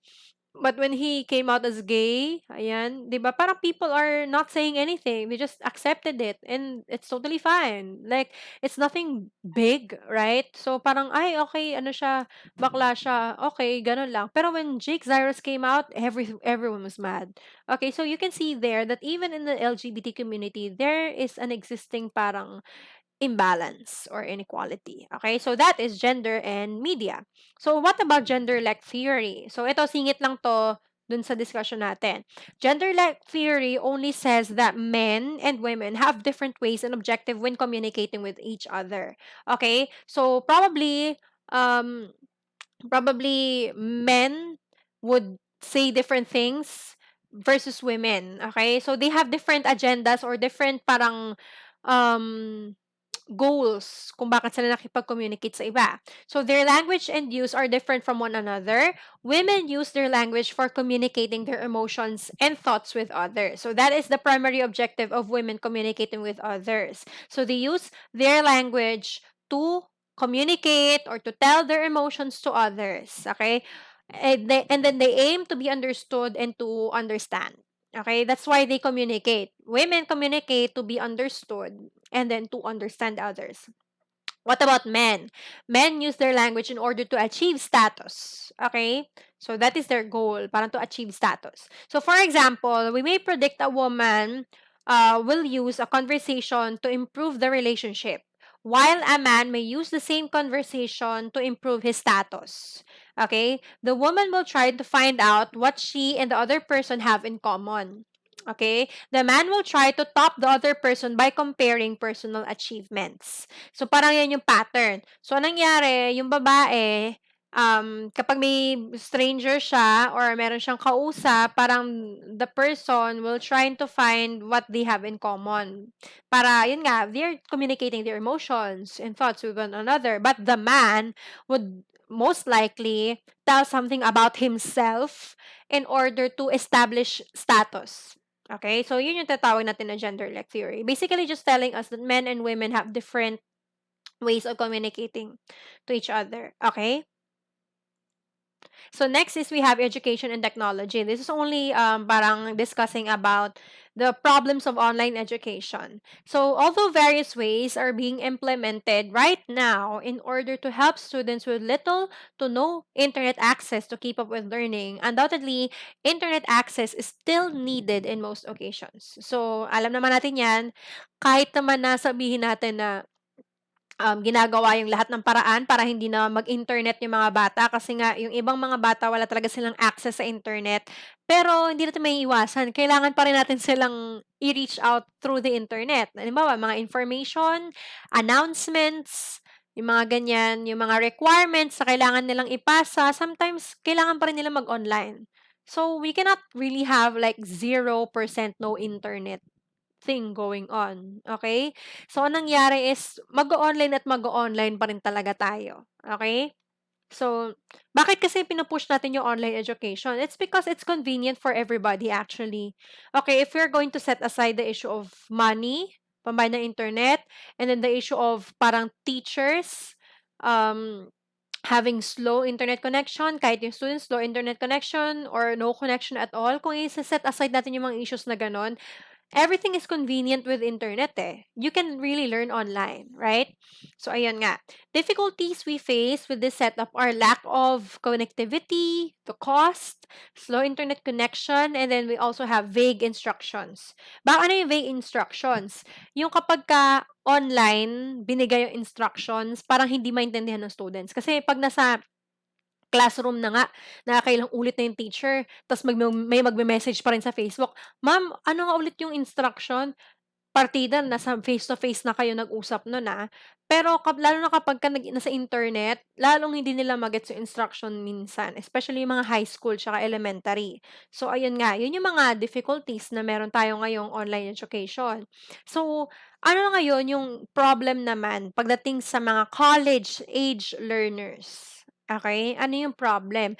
Bakit sila nahihirapan sa online education? Because the fine line between media and technology as entertainment and leisure, and media and technology as a means of academic source information is ambiguous. So we have this idea that media and technology is being used in leisure, okay, and entertainment. Pang-enjoy-enjoy, pang-relax-relax ang media at technology. And then we also have this isang side na media is used to acquire information and to be used as an academic source. Okay, magkaiba yon. Pero, yung mga students, especially mga college-age students, kayo, in short, ang nangyayari is napag-merge nila. Okay? Napag-merge nila yung paggamit ng media and technology. Para nangyari, yung focus lang or yung use lang ng media and technology ay para sa leisure and enjoyment. Okay? Kaya kapag hinahalo yung media, pinapagamit or sinasabi ng mga teachers na gamitin yung internet to acquire information, parang nangyari, students are having negative feelings towards it. Kasi parang feeling nila, istorbo naman to sa ginagawa ko. In short, istorbo sa pag-e-enjoy ko, okay? Mind you, media and technology is not created solely for convenience, solely for entertainment and enjoyment, okay? There is no way that media is only allotted for you to use it in games, in social networking sites, or whatsoever, dating apps kung meron kayo nun. So, hindi lang yan ginawa para mag-enjoy kayo. Ginawa din yan para matuto kayo. Okay? So, it's no way a nuisance. Okay? Let me just reiterate it to everybody. Okay? So, example, phones are for leisure and games. Therefore, they hate using it to its full capability of being a device for learning. So, sometimes, children would say or students would say na, "Ma'am, yung phone ko hindi po kasi maka-access ng ganito, hindi po ako makapagpasa." Ganyan, ng ano. Pero actually, there are some low-cost apps na pwedeng gamitin, okay? Even in your notes, may for sure may notes yung phone niyo or yung notes niyo, puwede kayong mag-take down notes dun, eh. Puwede niyong gawing reviewer yon or halimbawa may pinapasagutan si teacher niyo, puwedeng dun kayo mag-type. I mean, there are lots of ways if you would just try, okay? Pero ang nangyari kasi ngayon, students are just complaining, okay? Wala pa yung gawain, hindi pa sila nagta-try na sumubok ng mga paraan, nagrereklamo na sila agad. "Ano ba yung teacher na yan, ganito, ganyan." So, right? That's the sad truth. I mean, I encounter students like that. I mean, hindi sila nag-e-effort at all. So, which is, syempre, nakaka-GG sa part namin as teachers because we are trying everything for you and you are not exerting effort for us. I mean, right? So, parang, kumbaga, um, it's not a nuisance. It's your job to study. It's your job to be a student. Do your job. Kasi we are doing our jobs as well. Okay? So, ayun. Next is, there is a psychological dimension of the digital divide that needs to be addressed. The challenge is to make college-age learners appreciate the use of internet for learning purposes and not just for entertainment, leisure, and social networking. And for educational designers, this can be done by working with and not against the nature of online engagement through innovative ways of learning that will combine educational and recreational features. The cliche that learning should be fun could never have been more apropos. Okay, so meaning, um, probably, when we are learning, okay, when we are trying to learn, we should not look for enjoyment. Okay? So, kapag ka nag-aaral tayo, we should focus on learning and not in the enjoyment part. Kasi I encounter feedbacks like this, eh, or I encounter students like this. Ay, wala naman akong natututunan dyan sa teacher na yan kasi boring siya, eh, puro siya discussion, eh. Eh, ano bang gusto niyong gawin? Tumambling teacher niyo para matuto kayo, 'di ba? So, I mean, if the teacher's subject is, for example, ethics, okay? Ethics require philosophical foundations. Ethics require to be discussed as parang a form of theoretical and philosophical discussion. It makes you think because the subject is ethics, okay? So you cannot really expect ethics having like games, 'di ba?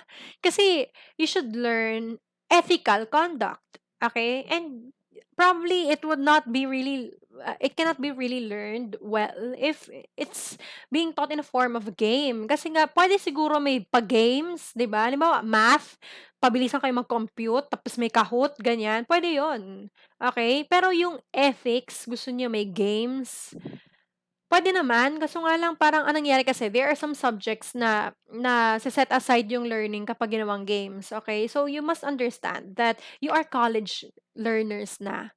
You are not high school anymore. You should not look for parang entertainment because we are teachers. We are not clowns. We're not entertainers. We're not dancers, okay?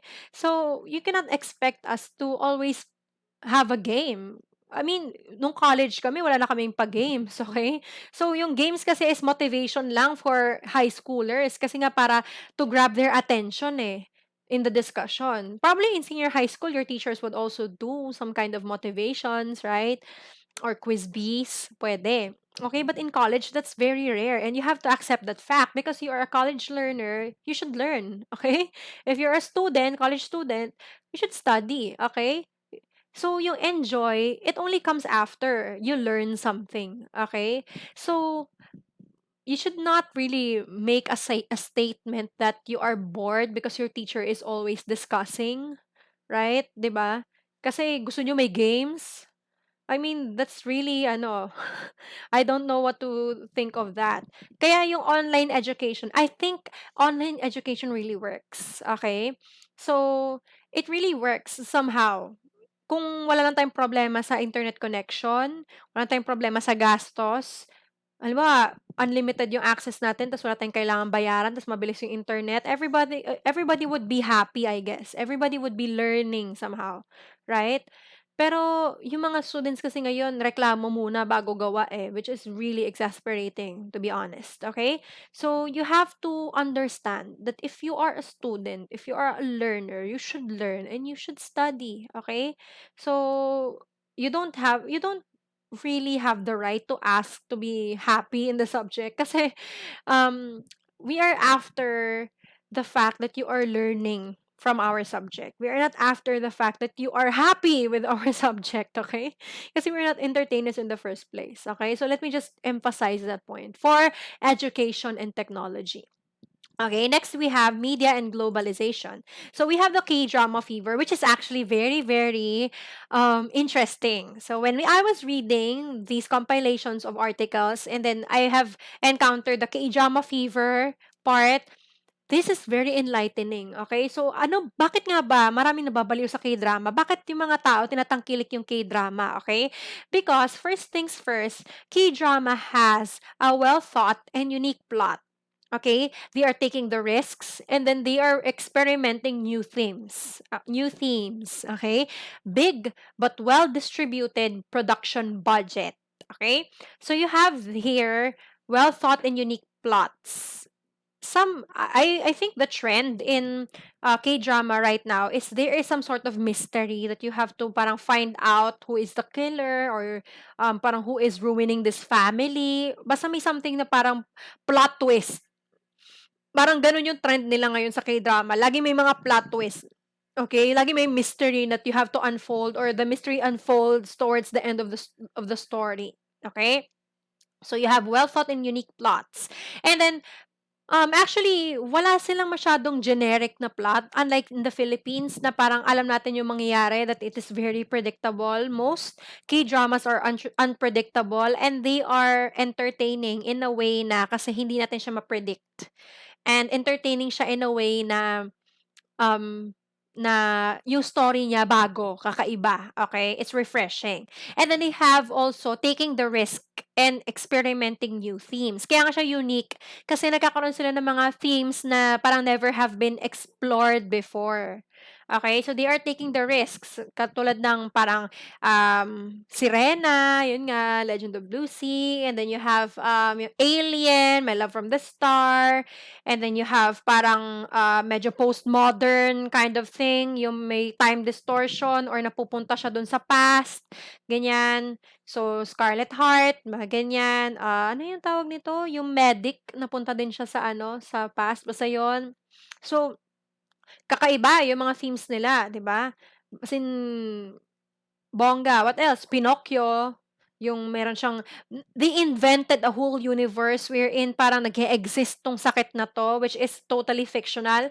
Wala naman talagang gano'ng sakit in real life, ta's parang they created a sickness like that. So, or a disease or a condition like that, yung may Pinocchio syndrome, ganyan, na kapag nagsisinungaling ka, ay sinisinok ka. So, hindi ka pwede magsinungaling, gano'n. So, 'di ba ang cute ng nila, ng mga nila, ng mga experimental themes nila, na they are not afraid to take risks. Bakit? Kasi they have a big budget. And mind you, it is not only a big budget, it is big, but it is well distributed. Ano ibig sabihin ng well distributed na budget? Ibig sabihin, hindi lang siya nakafocus sa isang area. Halimbawa, nakafocus lang siya sa pagkuha ng mga malalaking artista, or hindi lang siya nakafocus sa mga costumes, or hindi lang siya nakafocus sa mga places na na doon sila nagshooting.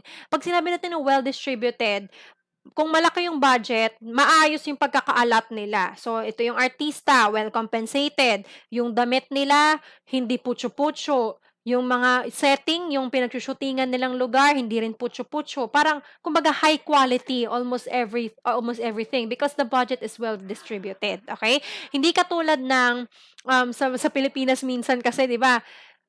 Yung costume hindi masyadong bongga, o kaya yung CGI, okay, hindi rin masyadong bongga. O kaya ang nangyayari ay tawag nito, yung mismong mga equipment, katulad sa mga memes na nauuso ngayon, yung parang equipment nila ay ay tubo ng washing machine yung nakalabas, yung dito sa loob, o kaya yung gamit ay yung parang tawag nito, yung yung pang-brush, yung defibrillator, yung pang gano'n sa dibdib 'pag emergency na, hindi ko ma-pronounce, basta 'yon. So, we can see there that it is not well distributed, right? Okay, so what else?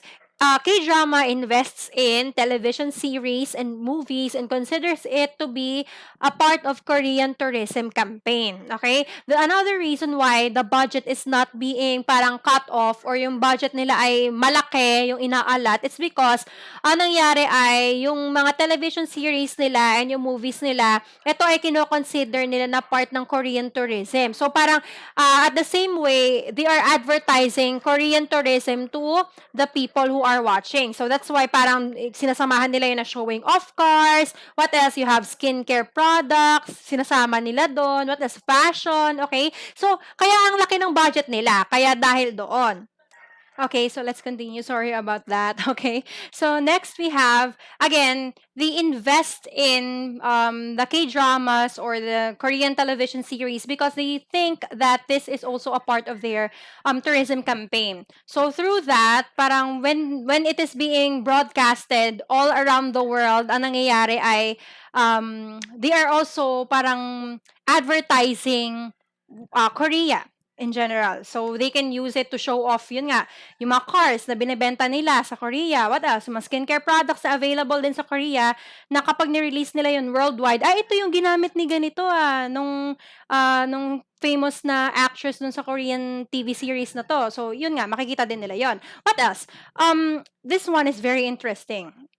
In K-dramas, they focus on the chemistry of the actors rather than the love team. So if we can observe K-drama, ang nangyayari ay, yun nga, rather than the love team, they are not really parang creating love teams which are constant na sila lang yung magkasama lagi sa mga TV series nila or sa mga K-dramas or sa movies.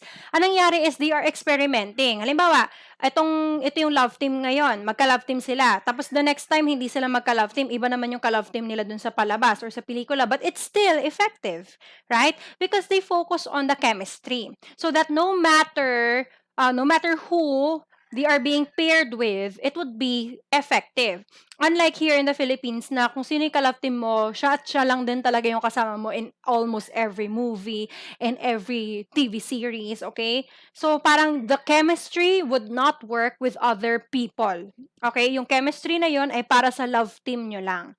Okay? Pero, yung sa K-drama, they make this work. Okay? So, nangyayari, ang chemistry nila sa isa't isa, pwede rin na gumana sa ibang mga actors. Okay? That's why there's a variety of pairings, okay, in K-drama.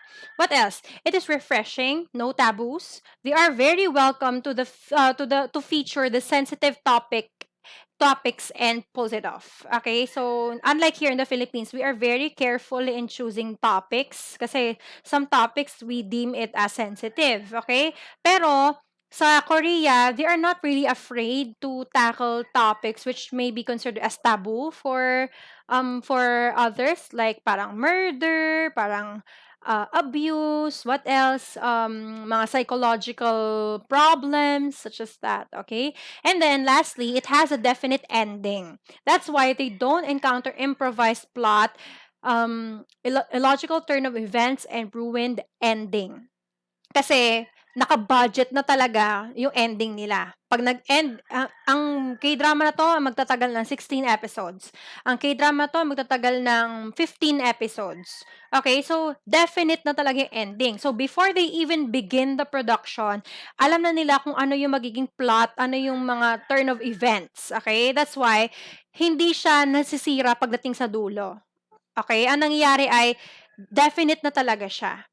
May nangyayaring mga ganon sa mga K-drama sometimes, pero very rare. Very rare lang sila. Okay? So, anong nangyayari ay, alam na talaga nila yung course or yung plot ng mismong palabas nila. Okay? So, unlike here in the Philippines, pagka mataas yung rating, ini-extend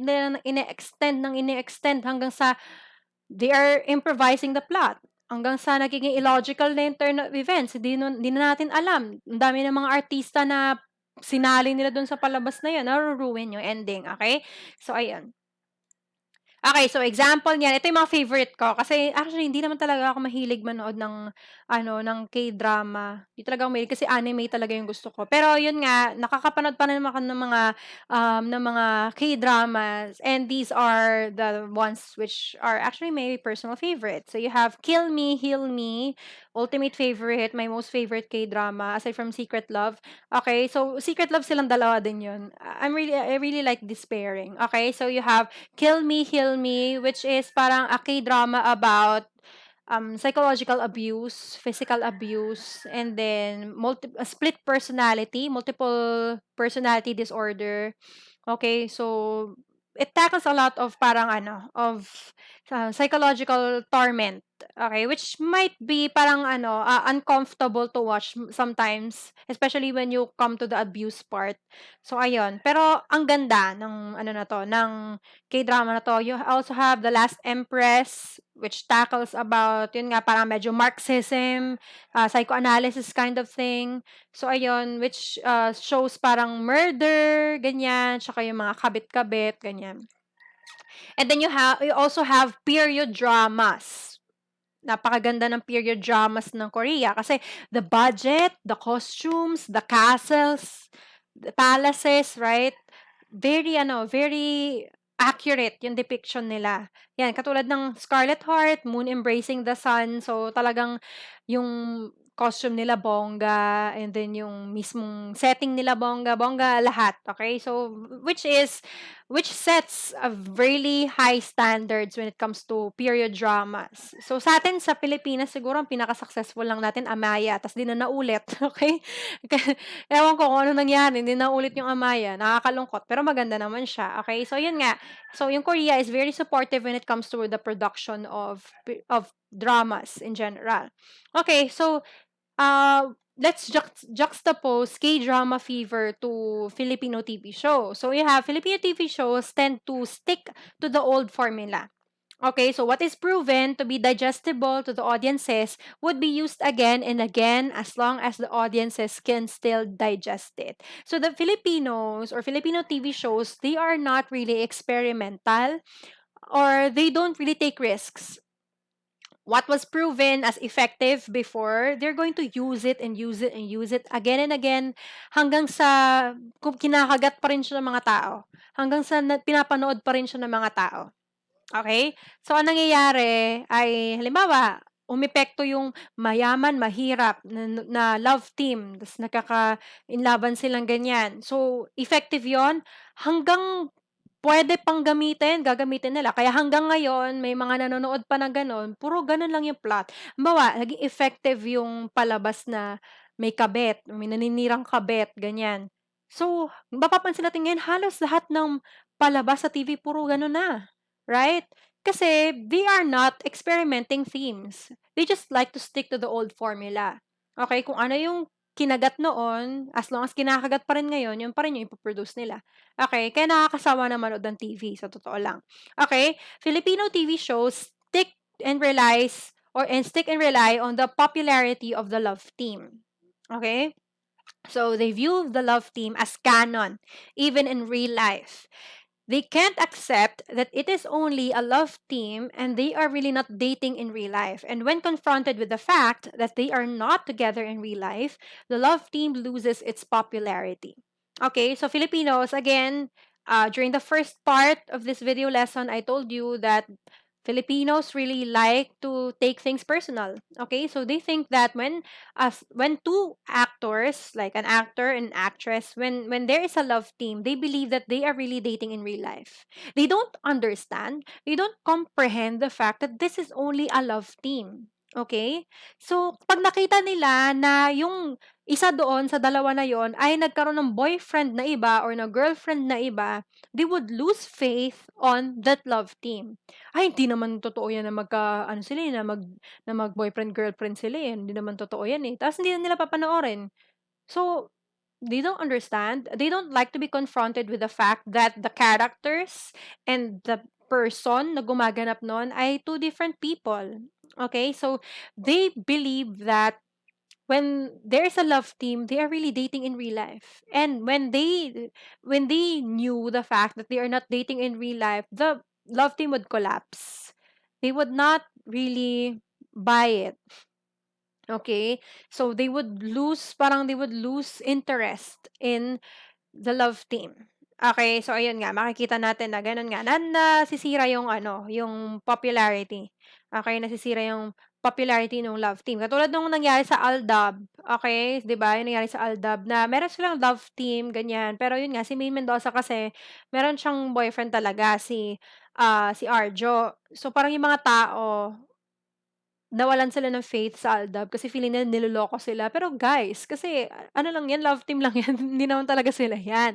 Okay? So what else? Inaaway nila si Arjo. Talagang kinokomenta nila yung mga picture ni Arjo tsaka ni May na hindi sila bagay. Mas bagay si Maine tsaka si Alden, ganyan. Sinisira ni Arjo yung Aldab, ganyan-ganyan. Parang super personal. Parang super personal talaga yon. They don't understand that it is only a love team, okay?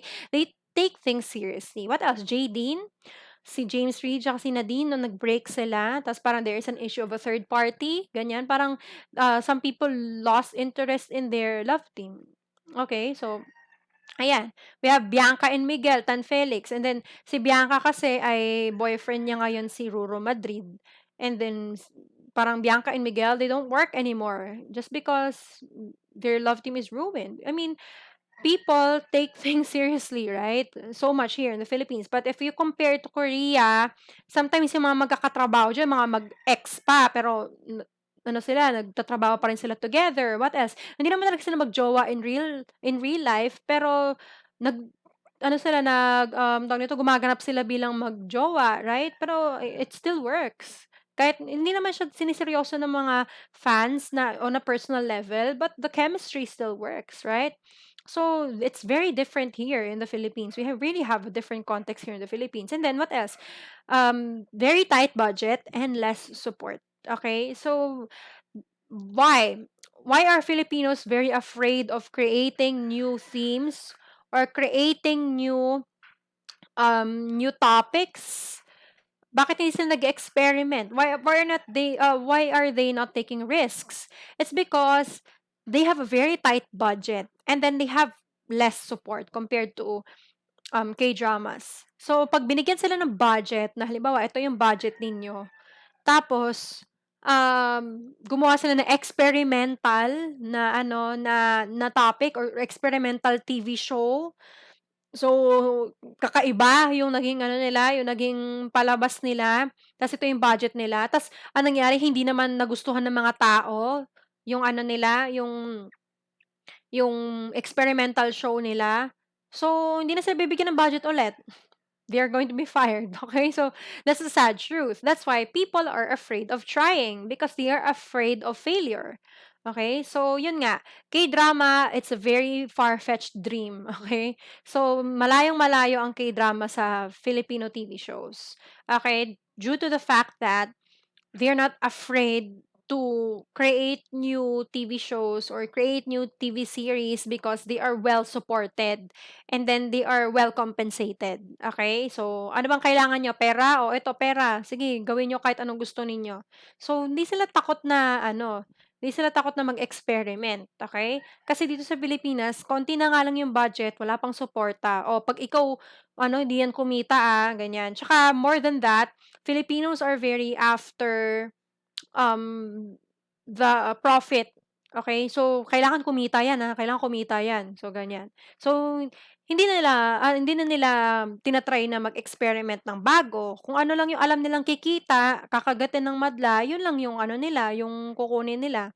Okay? Or yun lang yung gagawin nila. Unlike nun sa mga Koreans na di baling hindi na sumikat ito, basta magawa natin siya ng tama at makapag-promote tayo ng mga sponsors or makapag-promote tayo ng tourism. Okay? So that's why K-drama is really different from Filipino TV shows. Okay, next is we have YouTubers galore. So there's only like a few points that they have taken from what I have read in your module. So you have YouTubers galore. The trend is the more authentic the vloggers or the YouTubers are, the more relatable and likable they are. So the more that you can see their true selves, okay, the more the audience can relate to them. Okay? And then of course, the more that they get famous for it. Okay? So kapag alam natin na medyo fake yung personality ng YouTuber, medyo inaartihan niya or medyo OA yung kanyang reaction, she's not being natural or he's not being natural, chances are we're gonna hate her, okay? So we don't like YouTubers who are OA, or we don't like YouTubers who are parang not real, not their true selves, okay? We like YouTubers who are actually very genuine. Okay, so that is the trend. However, problem arises when they become famous, and because of that, critics arise as well, cornering them to change or adopt a persona that they will show to the masses, which is unlike what they do before. Okay, so syempre, alam naman natin na when someone becomes famous, of course, there comes a lot of haters or there comes a lot of critics, right? So, yun nga, nagkakaroon tayo ng problema. Okay, dahil doon. Kasi nga, we like genuine vloggers. Pero dahil nga marami nang nanonood sa kanila, parang dumadami din yung mga haters nila na yan ba yung attitude na dapat na pinapakita ng isang influencer or ng isang YouTuber? Ang dami-dami nanonood sa inyo tapos ganyan ka? So parang kino-question na ngayon yung genuineness niya or kino-question na yung yung pinapakita niya in front of the camera. Eh, gusto niyo ng genuine, eh. Eh, eto talaga ako, eh, ganito ako magsalita. So, bakit niyo ako pinipigilan? Parang gano'n. Okay, so the issue there, let's have PewDiePie. PewDiePie is the most subscribed YouTuber. Yeah? So, ang ano niya, ang ilang million na yung kanyang subscribers. Sobrang dami. Okay, so I've started watching PewDiePie way back in 2011. Konti pa lang yung ano niya nun, yung followers niya nun. Tapos ngayon, ano na siya, 600 million na ba siya? Basta sobrang ano na niya, sobrang sikat na niya. And then, si PewDiePie, he became famous. I actually, nag-subscribe ako sa kanya doon sa dati ko pang account pero hindi ko na ma-access yun. Okay, so, nag-subscribe ako sa kanya sa dati niya account wherein yung game through niya pa yun. Sumikat kasi siya sa games eh. Parang naka-film siya, parang ganito, Bandicam. Naka-Bandicam siya. Tapos nagpe-play siya ng games, ganyan, nag-games siya. Tapos nakikita yung reaction niya, his live reaction while he was playing scary games online or scary parang video games. So yung mga Amnesia, ganyan. So yun yung mga nilalaro niya. Tapos Slenderman, ganyan. So, naglalaro siya ng mga ganyan. Five Nights at Freddy's, ganyan. Naglalaro siya ng ganyan. Tapos, nakikita yung reaction niya. Siyempre, scary yung palabas. So, naturally, he would curse, magmumura siya, or sisigaw-sigaw siya, ganyan. So, dun siya sumikat because of his parang genuine live reaction while playing scary games. So, dun siya sumikat. Okay? So, ayun nga. Pero ngayon, may issue. In-address niya rin yun online sa kanyang luway.